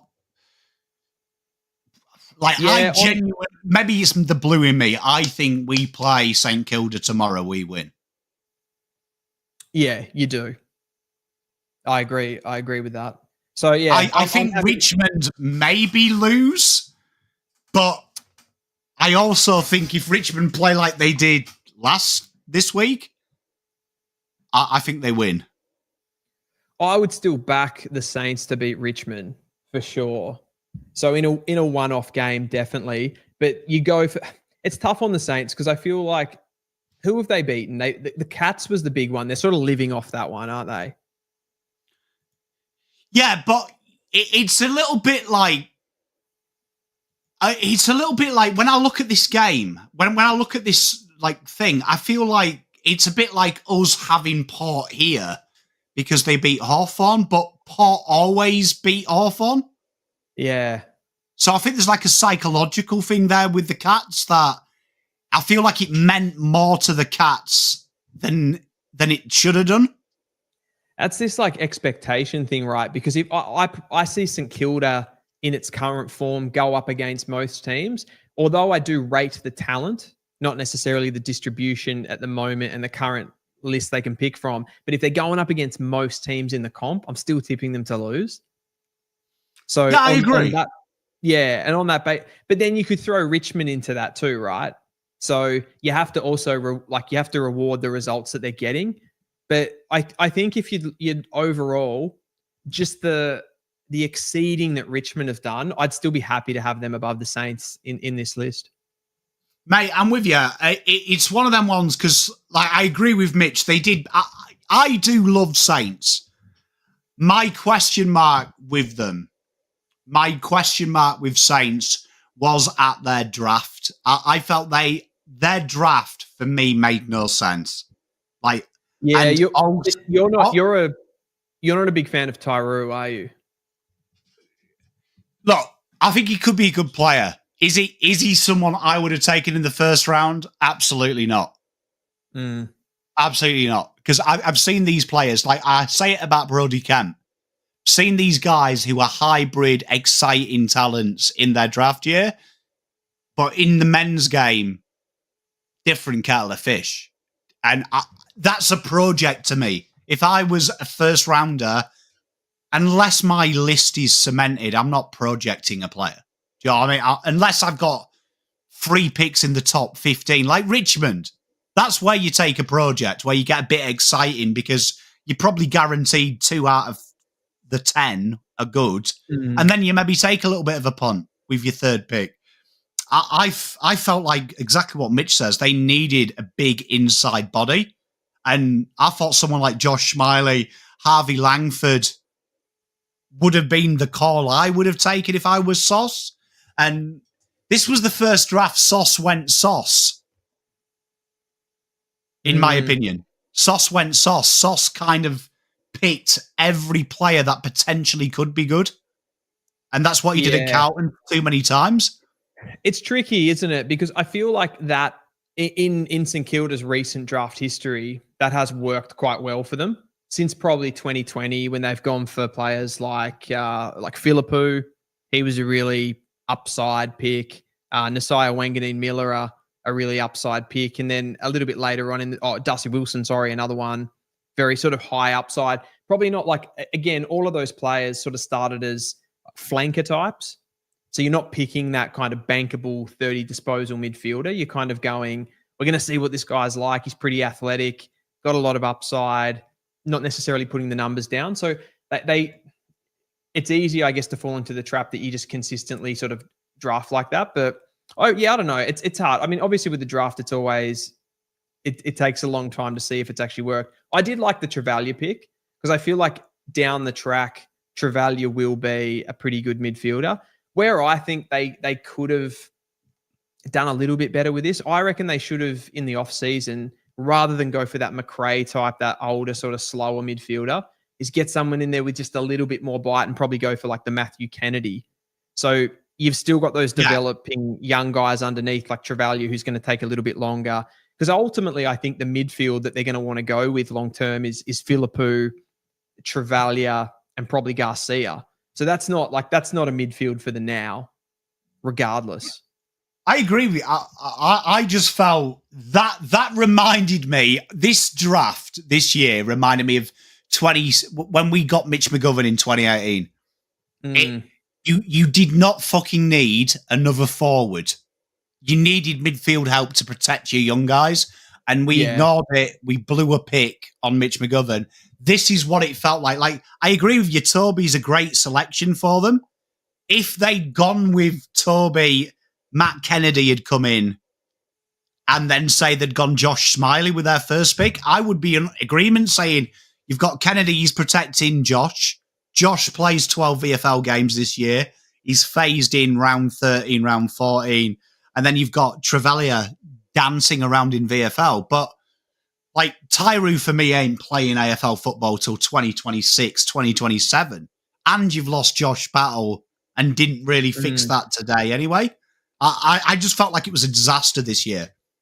Yeah, that's a fair point, I guess, on the overall strategy. I guess the thing that you could probably knock them for there as well is maybe not trading up then. Because you look at the midfield prototype that they needed, it was like a Smiley and a Langford, and they were already gone by their first pick anyway, right? I genuinely, when I looked at their picks, stupidly, I thought they were going to trade up. Like, I thought they would have looked at Richmond and maybe said, look, we'll overpay for a better pick. Or Melbourne. I thought Melbourne might get involved and go, okay, well, maybe we'll trade down. Do you know what I mean? We'll trade down, especially when Armstrong, Shanahan, them players were on the board, which were points that Melbourne did want to address. I thought they were going to do something. I thought only the Eagles had a worse draft than the Saints. Yeah, interesting. It's funny how all of those predicted sort of picks all just fizzled out. Like, there was a big one where Saints were either going to come up the draft board. There was even chat that they might have gone back with the Giants and actually taken 3 picks and dropped one of their top 2 picks and stuff like that. North obviously were linked to trading back in the draft too. Like, just nothing happened really. Mate, crazy. I mean, I do think the back end, Boxall is ironically what you want in your top 10 picks. So they covered it up well. But, like, for me, he needs a big body who plays similarly to him now that can protect it. Because you don't want Hugh Boxall playing on the ball with Garcia round 10. Like, ideally, you want to be able to play 10 minutes here and there while he plays somewhere. I'm with you, Dylan. Like, I genuinely thought, what the fuck are you doing? Because their draft reminded me of a list manager telling me they're a top 8 side today. Yeah, that's fair. That's fair. I think, and the McRae, like, for me, I've been pretty critical all season on the McRae one, which people were getting stuck into me when he was getting 30 touches and, you know, winning his clearances and stuff. But I just feel like a player like that is a dinosaur. So I'm anti that, but it is what it is, I suppose. Mate, and then we come on to 2 great teams. Hawthorn, Geelong, probably the game of the round. 2 big boy teams going hard. In my opinion, controversial. I think Hawthorn should have won this. I felt they did enough. They just couldn't get it done at the end. But both sides, phenomenal. Both sides, phenomenal. I think both of them will be there or thereabouts. Tough one to judge, this one, innit? But I think both of these teams are top 4 contenders. Yeah, I suppose based on if you're resultist about it, you just put Geelong over the Hawks. It's a weird one. Geelong just seems to find year after year I watch Geelong and I'm impressed by them. I'm impressed by the performances, the results, like getting to final after final after final, all those sorts of things. But at times you do watch them and they're just sort of grinding through games. They're not really, I don't know, it feels like they're always in 3rd or 4th gear and they're just sort of, I don't know, like they don't really rip you apart and then make you consider them. So on a power ranking, they're going to suffer, but they're going to be there at the end of the season. I think they've got high quality players who step up when the moments really matter. Patrick Dangerfield is going to be a handful for everyone inside forward 50 this year. Jeremy Cameron, like we saw what he did in finals last year, just when he gets an opportunity, he'll hurt you and he won't necessarily bank a big, like these days, I think where he's at with his age profile and where he's at with his, like the game, probably his family life and stuff like that, he's not necessarily having, 25 touches and kicking 2 goals every single week, but you know that when the moment comes, he'll take it. they've probably got the best high half forwards or the most functional high half forwards in the comp at the moment. Graham Myers, unbelievable, got concussed today with that hit on Nash, which is probably another story as well. But yeah, there's just a lot to like about Geelong, and I can't shake this feeling with the Hawks. As much as I love the overall team balance, I can't shake the fact that without Will Day this season, they're just not going to have enough. Well, I mean, I think you look at it this week as well. Like they were very wasteful from stoppage and centre clearance, particularly in the fourth when they dominated. Like they are a team that, do I think Hawthorn win it this year? No. Do I think they'll come close? Yes. For me, they have a giant Zach Butters hole. If you put Zach Butters into that team today, I would almost guarantee you Hawks win the flag. It's a great shout because it's the one in that midfield mix. They still don't really have the fast feet guy, the guy that's pouncing on all the loose balls. And then I think Zach Butters too, like he'd fit that team so well with the physicality that he brings. But if you had Zach Butters in there with a Will Day and with a Jai Newcomb as well, you can probably then, I don't know, turn Warple into maybe more of like a defensive mid, just locking down on players and that sort of thing.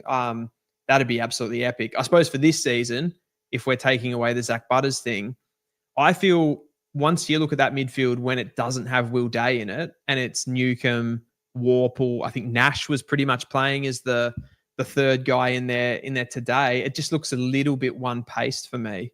There's just not enough cut through. And I know that's not totally what Hawthorn build their entire game on. Like there's a lot more to it than that.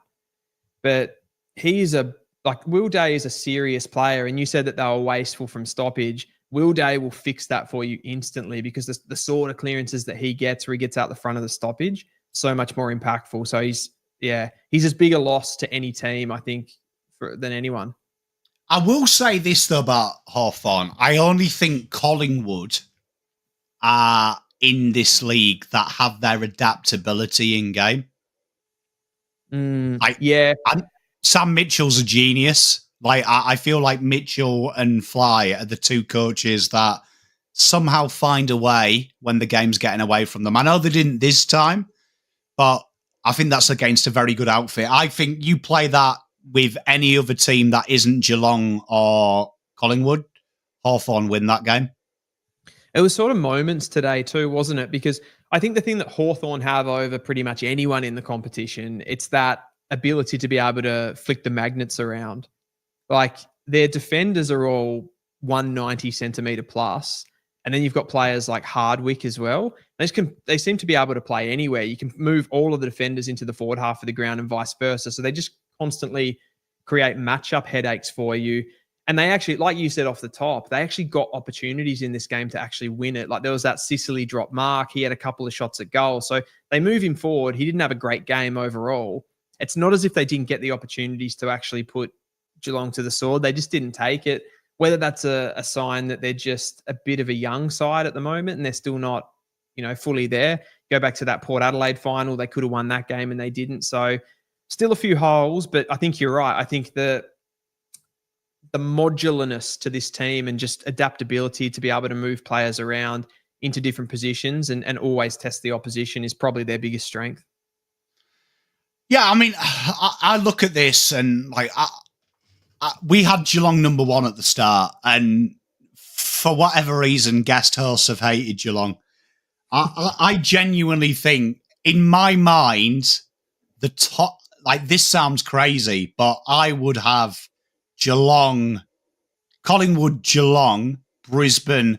I would suggest moving Hawks above Adelaide because I think this loss is still pretty impressive that they've beaten, in my opinion, the hardest working side in the league. I think Collingwood and Geelong, for me, are the two standouts at this stage that in a final, I think you don't beat them. Yeah, I think that comes down to what I was saying before with the Cats. They just do their thing. So when you do put them into a power rankings, it doesn't feel very sexy to have them as the number one or number two team because they just can't, I don't know. They're an older side. They don't necessarily have all the excitement and the exuberance of some of those other teams. But you're right. they're one of the most impressive teams. They've probably got to be top 4 just on the performance that they put down today alone, jumping over Hawthorn, who are actually in there at the moment. Like, genuinely, I'm proposing it looks like this. Let's see. Oh, I feel like is that harsh on Adelaide? Look, I'm an Adelaide fanboy. We know it. I just feel like, I mean, maybe. I mean, is that fair as a compromise? Because, I mean, they have lost. They've lost like 2 in a row, so I suppose we can complain. But I reckon that, I suppose maybe this comes down to, for you and I think the Giants win was a good one. I think that was a pretty character-building win, given that the game wasn't a typical win for the Crows. So that, for me, that elevated them pretty highly. You then go back a couple of weeks to like the Gold Coast game, which was a real touch and go. There's that free kick at the end. They could have won that game. So they could be sitting at, 5-1 overall. If you throw that in. How many have they lost? Have they lost 2 or 3? Who, Hawks? No, Crows. Crows. So they lost last week. So they beat Saints, didn't they? Essendon, North. Then they lost Gold Coast when they were robbed. Geelong, they won. They lost to that one, but Geelong did win that fair and square. Then they beat Giants. Yeah, like that's a pretty good. So one of the losses doesn't count because the Gold Coast one was illegal. Exactly. Should have been a free kick to Rankin. So for me, when you throw everything into the mixer there and you throw the fact that coming into the season, a lot of question marks, what they've been able to do, turn everything around, transform that, like the forward line looks like it's functioning. Awesome. Character building win against the Giants. I'm all in. My only thing about the Crows is one distributor short for me. Like, I don't really think Hinge, Laird, Millerer is a good enough sort of running defensive trio. Mate, I mean, I agree. I mean, I think it's an interesting one because I think like the Geelong over Brisbane, Geelong's probably the big one. Like, are they better than Brisbane? I know they lost to Brisbane.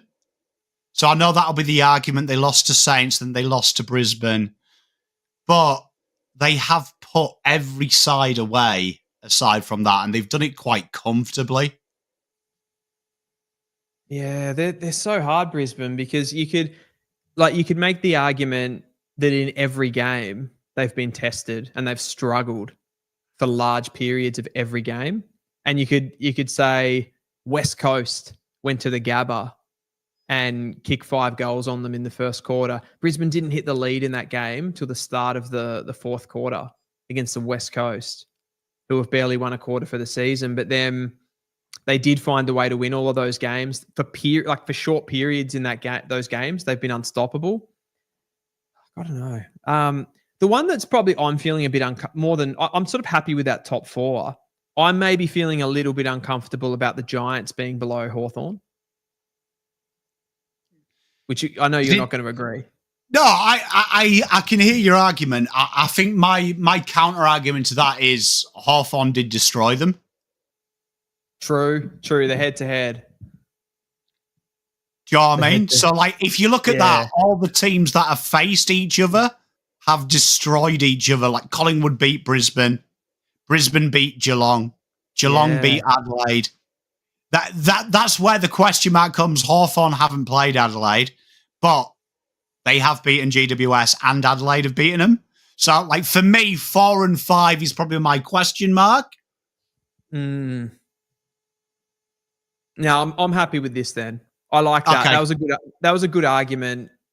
I like how that sort of like worked in a cycle. Tell you what, next week will be very interesting, I think. Next week, it will be very interesting. But that is your leaderboard. And then we get to finish off with some extra things because me and Dylan have talked way too much. But chat, you love this segment. This is the real money maker. This is Guess the Player, right, Dylan?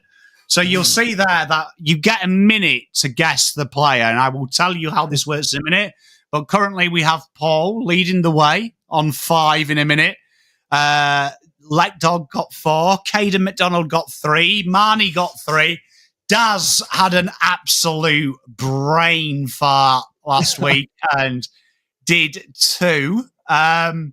This is going to be an interesting one because for the first time ever, right, in this game, we're going to be naming ruckman as allocated by the AFL champ starter, right? Okay. So they'll only be ruckman. And this is how we play the game. So a great example of this, Double Dummy, I agree, sometimes the clues were bad, but basically it's a little bit, what we'll do is, so someone like Patrick Cripps will be like, it's his first name is a friend of SpongeBob SquarePants, and you'll go Patrick, and I'll be like, his surname rhymes with chips. Yeah, okay. I'll be shit at this. You won't be. You won't be, because chat will help you. Chat, honestly, I keep saying this every week. The best people to listen to in this, right, are chat. Because chat, for some reason, spends so much time with me that they understand Pom close. Like, yeah. And even though Double Dummy's bullying me and saying my clues are bad, mate, I can only be as good as the people I work with, mate. I mean, like, who's at fault for Carlton losing? Is it Patrick Cripps or is it the people around him? Do you know what I mean? Right, so I'm ready when you are. We're doing ruckman. So just think, ruckman as champion starter. Okay. All right, are you ready? Wait, Pommy. Current players? Only people in the AFL this year, yeah. Oh, okay. Okay, that's good. So, I mean, this is quite easy. You've only got, 36 to worry about. So, should be all right. I'm confident. I'm confident with this. I've looked at the list just now. I reckon we get 5. So, you ready? Yep. Okay, let's go. Right. First player. His surname is a famous singer. Used to go, Luke Jackson. Yep, good. Carlton's ruckman, my boy, the king. TDK. Okay. His surname is rhymes with cherry, and his first name is one of the Tate brothers. Hold on. Number 4. His surname is how you would describe someone who's scared. And he's Brad and Matthew. His first name is Brad and Matthew, the famous Essendon player. Matthew. Famous Essendon player, key forward. His first name is Matthew. His surname is his first name. Lloyd? Yeah, and his surname is another word for being scared. Oh, Meek. Yeah, and finally, okay, started so I'll finish. Because that's fair. Right, his surname sounds like the opposite of arrived. If someone, he's over there, and his first name means you've got 100%.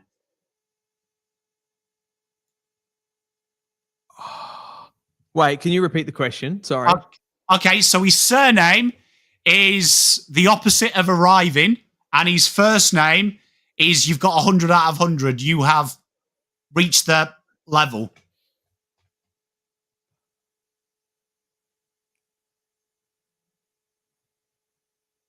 Can I just say, Double Dummy, if I got you on this show, we might get 10. Bro, we might get 10. Opposite of arrived. Yeah. Opposite of gone, and his first name is to fill something up. It's at the volume, the capacity. Brim. It's a Pepsi. It's a form of Pepsi. Oh, Max gone. Yeah, 5. Told ya. Chat. Dylan. You were very kind to me there, Pommy. To be fair, Paul got about 2 hours to get his fifth started, so I finished. And he just waited for chat to get it right. So I'm going to put you at the top of the leaderboard based on that. Oh, I love that, mate. I feel like Rucks, though, like I was pretty well looked after there. There's not that many. Yeah, but you still got to get it. And you know what? Double Dummy was saying my clues are shit. Bro got them all right within 2 seconds. Do you know what I mean? So either me and Double Dummy are the stupidest human beings alive who have got the same brain, or my clues are brilliant. And I'm going to go with brilliant. But now we come to everyone's favourite. You'll see there, no one has beaten Lekdog at the minute, which they shouldn't do because Lekdog actually makes a living from Supercoach. But Daz into second place. And that was with 2 appalling scores this week as well, right? Appalling scores. And he managed to claw up to 721. If he didn't pick Zach Merritt, maybe he might have taken out Lekdog. But that we'll never know. And here is Team Dylan. Dylan, take us through your absolutely amazing team. All right, so some of these are form and some of these are matchup driven, Pommy. So I've gone with Dane Zorko. I'm more of an AFL fantasy guy myself. So I'm not fully up to like the super coach, like where these players are at, but I assume Zorko, since he's moved to halfback, he's been one of the top liners from the defensive half. He just gets so much footy back there. And this week he comes up against the Saints, who give up an enormous amount of points to defenders. At least I know that if it's the same in fantasy and Supercoach. So I think he's going to get heaps of the ball back there. I think the Lions are going to want to bounce back after last week. So the big name players are going to want to get into the game. And this feels like a 150 to 200 score coming in for Zorko for me. So he was my first pick across this entire team. I don't know if the rest of the Supercoach community is heading the same way, but that's how I go with it, with the matchups. Mate, look, I looked at this team and I'm a bit like Double Dummy here. I just thought Lekdog's in a bit of trouble here. Honestly, like that was my initial thought because Lekdog came on here and when we asked him for what was a good score, he was like, he felt in his professional opinion, 1,000 could happen. He was like, if you pick it right. So he only got, 780? Yeah, okay. So there's points on the board. I can still take some points. The next defender I went with is Lockie Whitfield. I just think at the moment, we've talked about the Giants, like a little bit of a struggle from the midfield part of the field, just like getting pinned back a little bit. And I think that's why Whitfield's getting such big numbers at the moment. He's in pretty good form, but he's also largely the main ball mover for them. Like everything's going through him. So he runs so hard. He gets in so many chains, 39 disposals at the weekend. This one's more of a form pick, but I just think he's going to be, he's not someone that you tag necessarily Whitfield because he's not really the money kick guy, but he's a guy that just racks up, gets involved in almost every chain. He plays high time on ground. I think he's going to smash it. Mate, I think you've nailed that one as well. Tell you what as well, I was super excited about your mid because no one has picked, apart from me, Nick Dacos. And I was glad to see the best midfielder in the comp has finally been picked. We watched him on that Thursday night stream against really good opposition where he was getting heavy attention. He just looks so hungry to succeed. And I feel like one of the things that stood out for me with him in that game was how well he wanted to use the ball. I think since he's gone into the midfield, he has at times struggled with that. It's not that I'm saying that like he's a bad kick of the footy or anything, but just sometimes being under that really heavy direct physical pressure, he can still give the ball away if he's rushed to kick and that sort of thing when he's under that sort of pressure. So what I saw from him against the Lions is a player that's just really at the peak of his powers. He's so calm with ball in hand and he looks like he wants to hurt you, like using his speed to get out of the stoppage, kicking balls inside forward 50. And then that's obviously going to lead to points if you're getting on the scoreboard and that sort of thing as well. I think he's good for a goal. Pretty good matchup this week. So he's in for me. Mate, can't fault your logic. And then Zachy Butters, I mean, the forgotten man. isn't he? The forgotten man, because I always find in fantasy when someone gets injured early, it takes people about 2 weeks to remember he exists. Yeah, exactly. I think Butters is just sort of perfect for this. Like, nice blend of contested, uncontested footy. There's probably two main reasons for this. So you've got the fact that Connor Rosie's gone out of that midfield, which sort of gives, I feel like in other seasons when it has been Rosie, Horne-Francis, Butters, those three players have all taken like a little bit of a haircut on their centre bouncer tendencies, like being around the ball just to facilitate the other one being in there. And then they like to have Drew as the more like defensive mid. But with Rosie going to half back, I think Butters just takes up like that full load. He's going to be in there as much as humanly possible for Port. So there's maximum points on offer. And then the other fact is that he's playing North Melbourne. So he'll just have the ball on a string.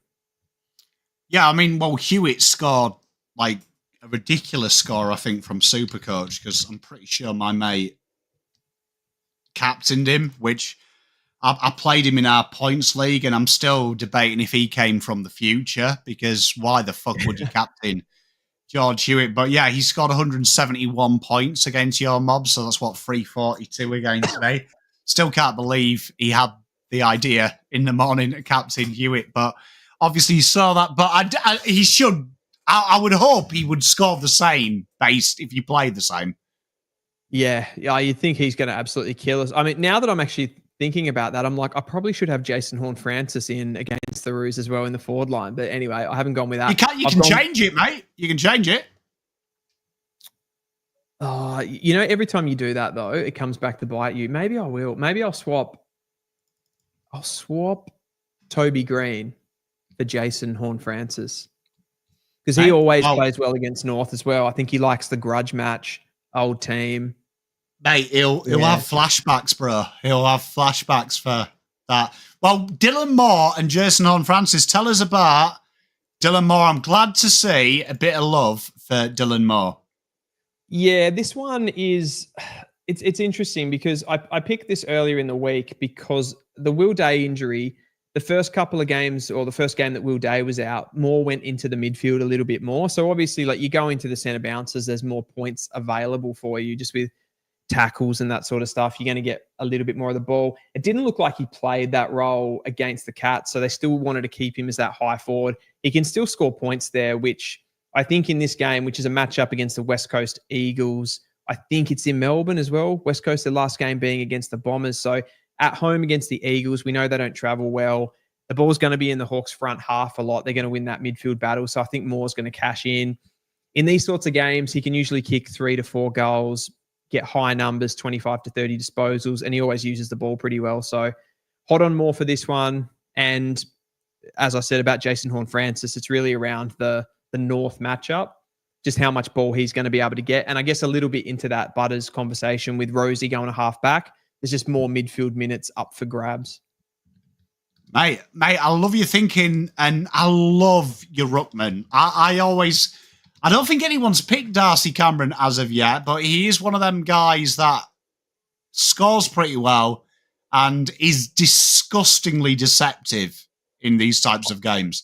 He is. One of the main reasons I've gone for him here, we talked about it before in the matchups, like Essendon, Draper goes down, Brian's out of the team, right? So who are they bringing in to play ruck against DCAM this week? The chat is from Essendon fans, it's either Goldstein or they might try and go with youth here. They might go for like a Vicentini, someone that's been sort of, plying away in the VFL. So I think Cameron could have a pretty soft matchup, I suppose, in this one. Someone that hasn't been playing a lot of AFL footy at the moment. And I think when you get that sort of matchup as a ruck, you really try to cash in, get a lot of hit outs and get a bit of ball around the ground as well, which is ultimately going to lift the score. If you can hit the scoreboard as well, Cameron, push forward, take a couple of grabs, that'll be awesome as well. So I think him, if you were looking for another one, you might go for a Max Gawn, who had a pretty good comeback game the other week, and he's got the Tigers, who are usually pretty lenient for giving up points. But I went with Cameron. I think against the Bombers, it's a good one. Mate, I love it. I love it. Like this, I reckon Let Dog is in a wee bit of trouble. I don't know about that. I'm not Supercoach.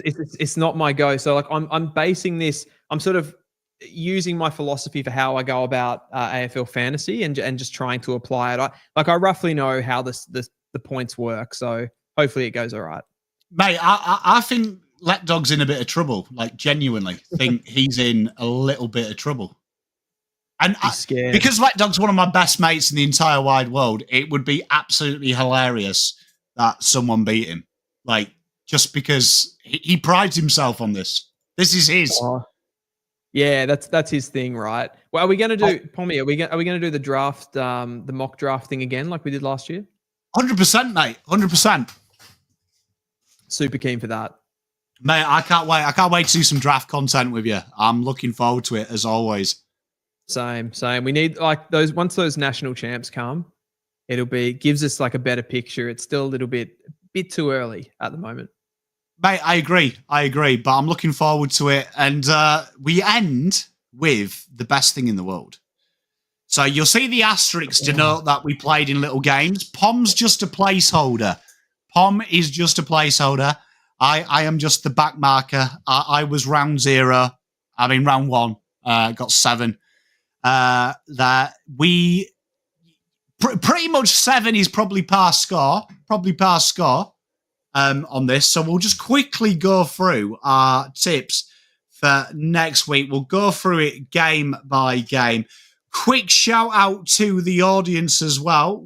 As it loads up, we have a free competition where Mrs. Pom has the prize for you. There's $500 of cash prizes where Mrs. Pom is donating that to this. All you had to do, chat, was just be a follower. And if we look at the ladder on here, and I'll zoom it into a nice ad, we will see that Methodical Flame somehow holds on to his slim advantage, but Andrew Scott has joined him. Gravy Train.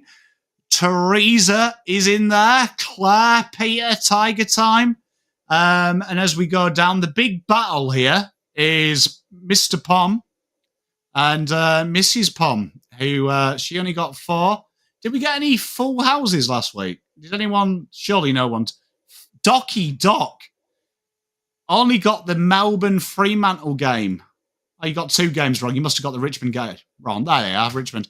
Docky Doc with 7. That's pretty impressive effort, that 1, no one tipped Richmond, and 2, you got 7 in potentially the worst tipping round ever. So well done, you. Daz got 6, so he did pretty well. So we'll go through it. Mr. Dylan, I will let you take us through. Here is the live table, but we've got Demons, Tigers. Who you tipping in that first one? D's. Got to go D's there. You know what? I'll join you with the D's. I mean, I hope Richmond win it though for the vibes.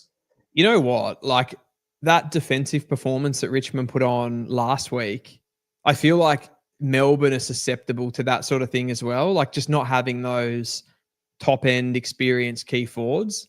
I could see Richmond doing that sort of a number, but I think again, like midfield quality, Petrarca starting to play himself back into pretty good form. I think I've got to go the D still, but could be closer than people think. Like Melbourne aren't really a team that smash you. They don't put big scores on. So I agree. It's a tough one because like I could see the Tigers winning that game. Like I genuinely could. Like yeah, I wouldn't be shocked watching that game. I hear we're from Tigerland at the end, and it's just that Fremantle of frauds. Sam Lawler 3 votes. Mate, it could be. And then we've got the big game of the round, Pies, Bombers. Who are you going here? Pies. Yeah. Yeah, no, there's no point getting too cute with these ones. Just take the Pies. Mate, Freo Crows. In Freo? Yeah. See, this is a sort of game that Freo beat a team like Adelaide. I've got to back my boys though. Like I've been big on the Crows this year. Dawson, Saligo, Rankin. That's compared to the Freo midfield, the Adelaide midfield is the ultimate damage system. So I'm going to go with the Crows. Mate, I'm going to join you in there as well because, like, I'm in love with the Crows, and I feel bad that like this is starting to become almost like becoming a Crows fan channel. This channel at the minute. I feel like that about my content too. I do so many videos on the Crows. like they kept me going in the 0-4 run. The one thing that kept me going was watching the Crows. Like, if it wasn't for the Crows, I might have quit football by round 4. I love that when a team just sort of excites you in the beginning of a new season. You're like, I could get around this.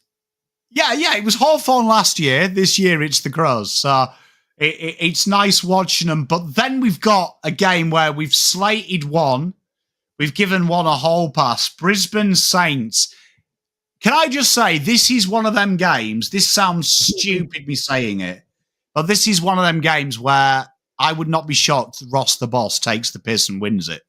Yeah, I know exactly what you mean. Having said that, I don't know, like the way I generally tip with these ones, I'm just happy to go, okay, if this one beats me, if Ross Lyon beats me here, I'll just take it on the chin. I'm with you. I can't tip Saints, but genuinely, it's one of them games where I can just see doing the Tuesday show with Jake. I can see him wearing his fucking sunglasses and going, we beat the Lions, we're back, Pommy. I can see it. I bet Jack McRae has 30 and kicks 3. Yeah. I've seen this before where I'm like, yeah, okay, they win. But then we've got your boys, the Mighty Roos. They go to AO. Skip, Port. It's easy. Port Adelaide. Anyone that plays North for the rest of the season, just pencil the opposition in. That's all you need to know. Don't ever tip them. When does it become a conversation of sack Clarko? When does it become a conversation of sack Clarko? If you won one game for the rest of the year, would it be sack Clarko? I suppose based on the averages of where the coaches should be able to go into that much of a deficit, like you'd have to start having that conversation for sure. Because it's 4 years ago that he came in. I know that he hasn't been boots on the ground coaching all of that time because of some of the off-field stuff. But yeah, it's like there's no reason to keep him.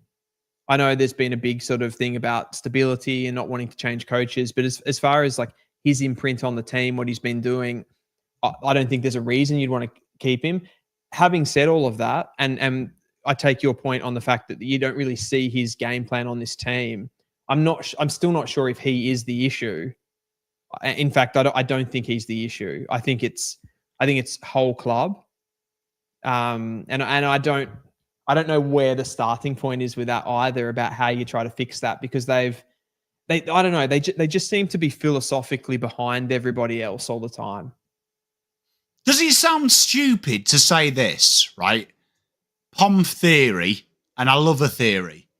Do you think all that distraction with the Hawthorn scandal that came out and the media witch hunt that perceived from that, where him and Fagan were really condemned before we heard any evidence, do you feel like the media are actually under a microscope with Clarkson, that he might have changed his hard-edged ways?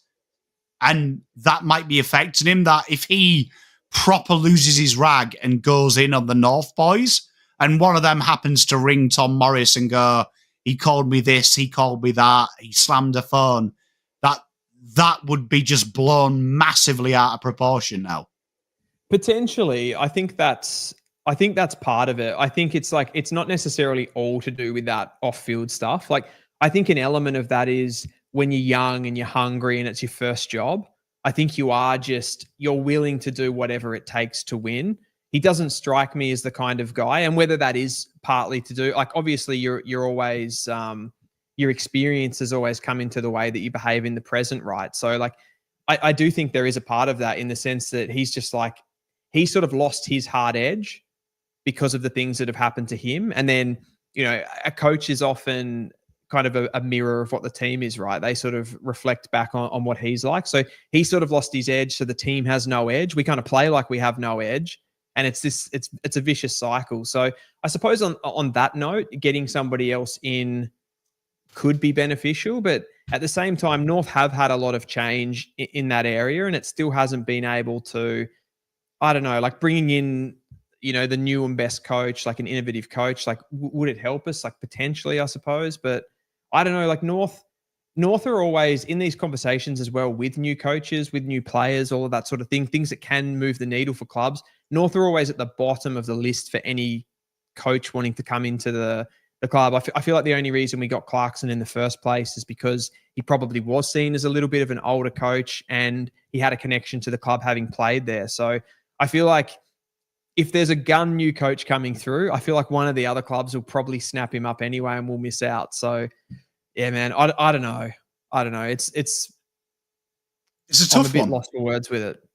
It's a tough one, but I mean, we go to someone that has a young, innovative coach in Kingsley GWS versus the wily old Beveridge.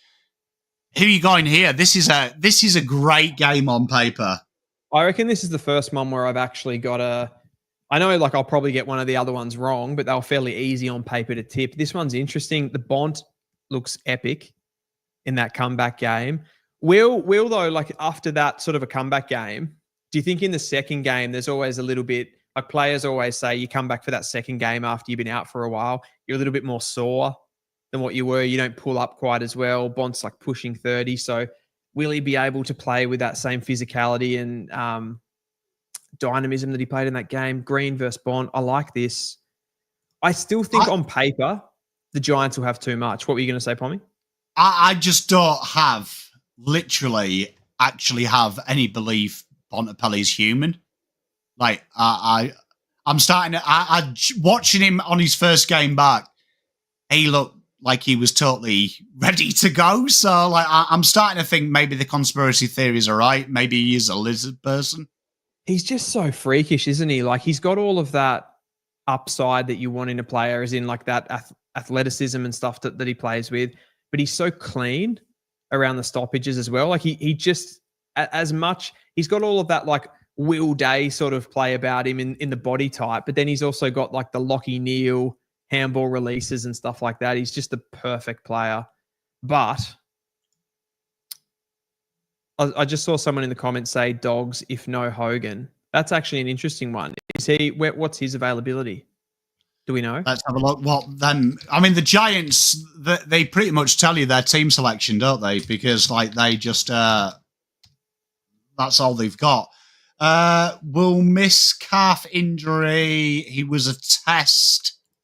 So you'd expect he would be fit because he was listed as a test for this week. He was listed for a test and he failed to get up. So you'd imagine he's fit to play, wouldn't you? If he's a test. Yeah. He'll test that Western Bulldogs key defensive line as well. Like he's a bit more of a Rory Lobb's obviously a huge unit, loves to fly across, but just the physicality of Hogan, that'll be tricky for them.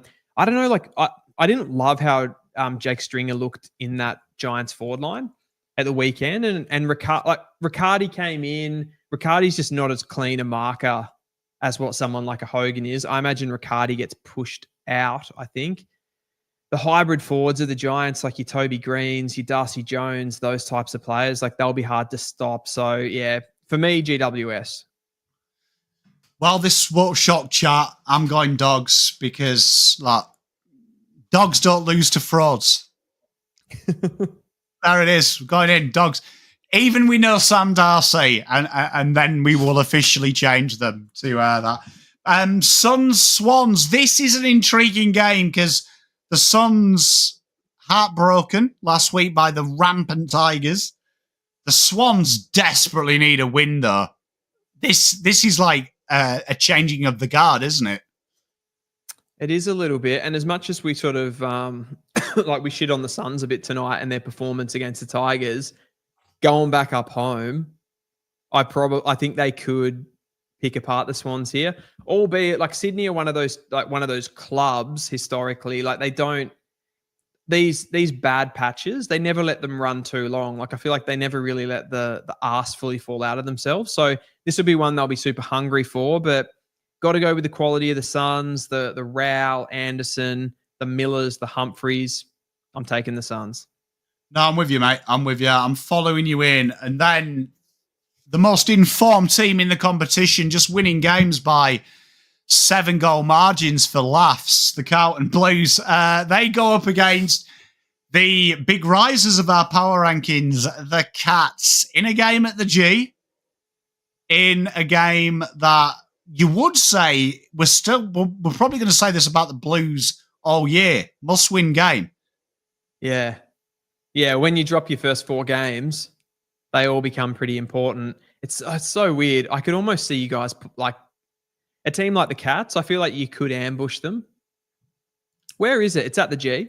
The AFL did their best at the start of the season to give Carlton the flag by giving us a very favourable draw. And right now, we'll take anything. But yeah, this is a big game. It's at the G. I'd imagine no Brian Myers for the Cats. Given he failed he must have failed a concussion test. And I think Tom Atkin, he's on report from memory. Yeah, right. Geez, like, I feel like the organisation of the Cats.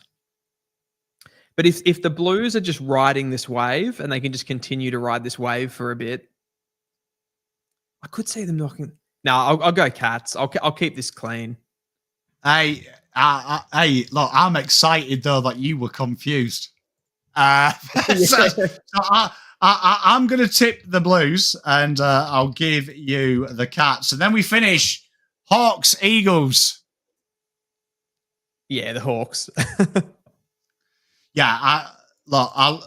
Do we think, right? Do we think the Eagles will win a game? Yeah, I do. I don't think they're bad enough. There's been worse teams in this competition that have won games. So just based on that, like, I think the fact, even you've seen so far, like they pushed the Lions in one of the earlier games, like they pushed the Bombers at the weekend. I feel like eventually at home, given they're a team that has such a strong home ground advantage as well, they'll beat someone. They'll beat a Richmond. They'll beat a North Melbourne. Like, yeah, they'll beat us. Like,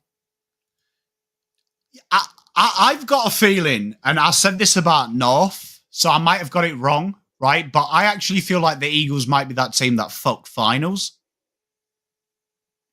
You know, the last 6 weeks, there'll be a team like Forth that plays at the Optus and suddenly implodes. Oh, yeah.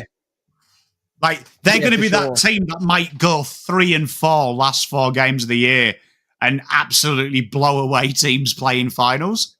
For sure. And I think, although it doesn't kind of look like that right now, at some point during this season, I feel like they're going to get Harley Reid in the middle and he's going to get his fitness. Like, he had some issues in the preseason, so we sort of forget about that. Second year, all of those sorts of things. Harley Reid will put a patch of form together, I think. You throw Elijah Hewitt into that, who's starting to, played a good game at the weekend. He's a pretty high-end midfielder when he wants to be. And then if Elliot Yeo comes back, like, all of a sudden, if you cop them in the middle of the season when you're not feeling that great, it's a pretty physical midfield to come up against. And then Waterman, Allen, like, it's not that bad. I think for how bad they've been over a considerable period, you'd want to have more talent on that list. But I don't think overall the team is necessarily that bad. Yeah, I look at it and they've got Sydney, Adelaide, Fremantle, Giants, all at the Optus just towards the end of the year. And I would say all of them teams we've mentioned will be in the finals hunt. So it does strike me as a game that a team that's in the finals hunt maybe looks at that game, particularly, like, I hope I'm wrong, but Adelaide, they've got some quite tough fixtures to end. That might be one of them games they mentally tick and go, right, we win this, and then if we can break even on our last 2, we're in finals. Yeah, and I think that comes like that's like the psychology, right? That'll come down to it at the end. Like, you have a team like Adelaide, if they have to win, say, 2 games out of 4 or 3 games out of 5 or something, they'll just get a little bit worried. Like, Nix has never made finals as a coach, so it sort of goes through the whole club. The players get a little bit nervous, and that's where your teams that are more mature, your Collingwoods, your Brisbane Lions that have sort of been there, won that, Geelong as well is another one. They'll probably just be able to manage those moments a little bit more efficiently, I think. So there'll be some, the fixture's always weird in the AFL. The fact that we don't play teams an even amount of times always creates a little bit of chaos with tipping and ladder predictors and all that sort of stuff, but should be exciting. Mate, and my favourite thing is you always get people asking up until about round 20, what's the final round look like? Why is everyone playing on a Friday? That is the most common thing. If you're a Carlton fan, just check your forums about round 18. Everyone's like, why is everyone playing on a Friday? Yeah. And it's like, come on. You know by now. Yeah, I know. The TBC.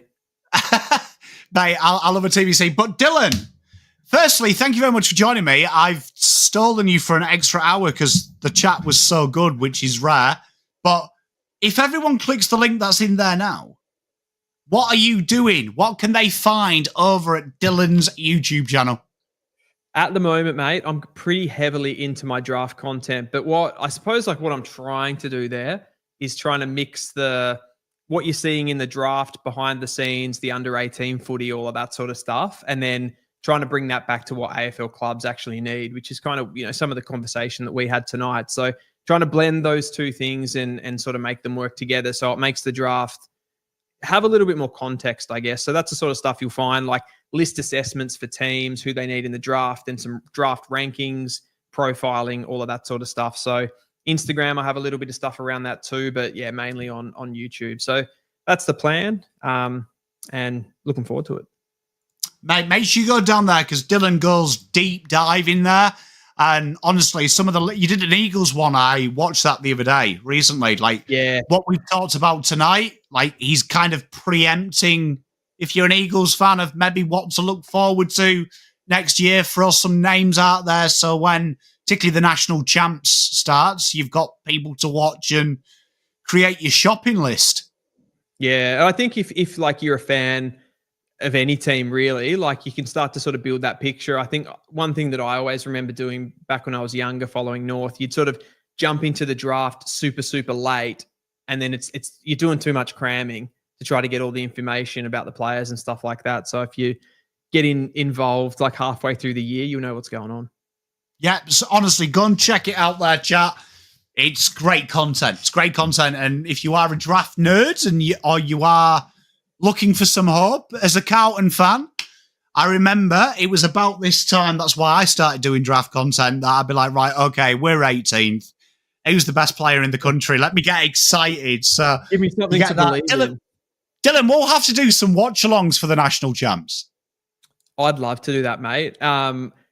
Also wanting to do some stuff like some watch-alongs for the actual draft night as well, and those sort of things too. But yeah, there's lots of opportunities there. Got the academy games too. Yeah, we should do some maybe get some of that going as well, because I think people would love that, and we can do that. So make sure you go and head on over to Dylan's channel. Make sure you like and subscribe there, because great content, and it's not just draft content as well. He also goes through your team as well. Did some real good post-draft stuff as well, so you could actually see what your team looked like, which was really good. What have I got on this week? I've got loads. Yes, I owe you a Richmond review of their game, which I have recorded. I just haven't edited because Terry changed the time of ratings. And also the Western Bulldogs versus St Kilda. Both them videos drop tomorrow. Footy Abroad tomorrow, the live show. We've got a surprise for Jake. I've pre-planned that.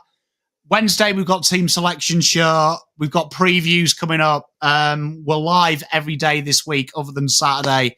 So make sure you hit the like button, subscribe. Make sure everyone looks after themselves. Enjoy the rest of your Monday. I'll be back next week for this show. Love you all. Make sure you go and like Dylan as well.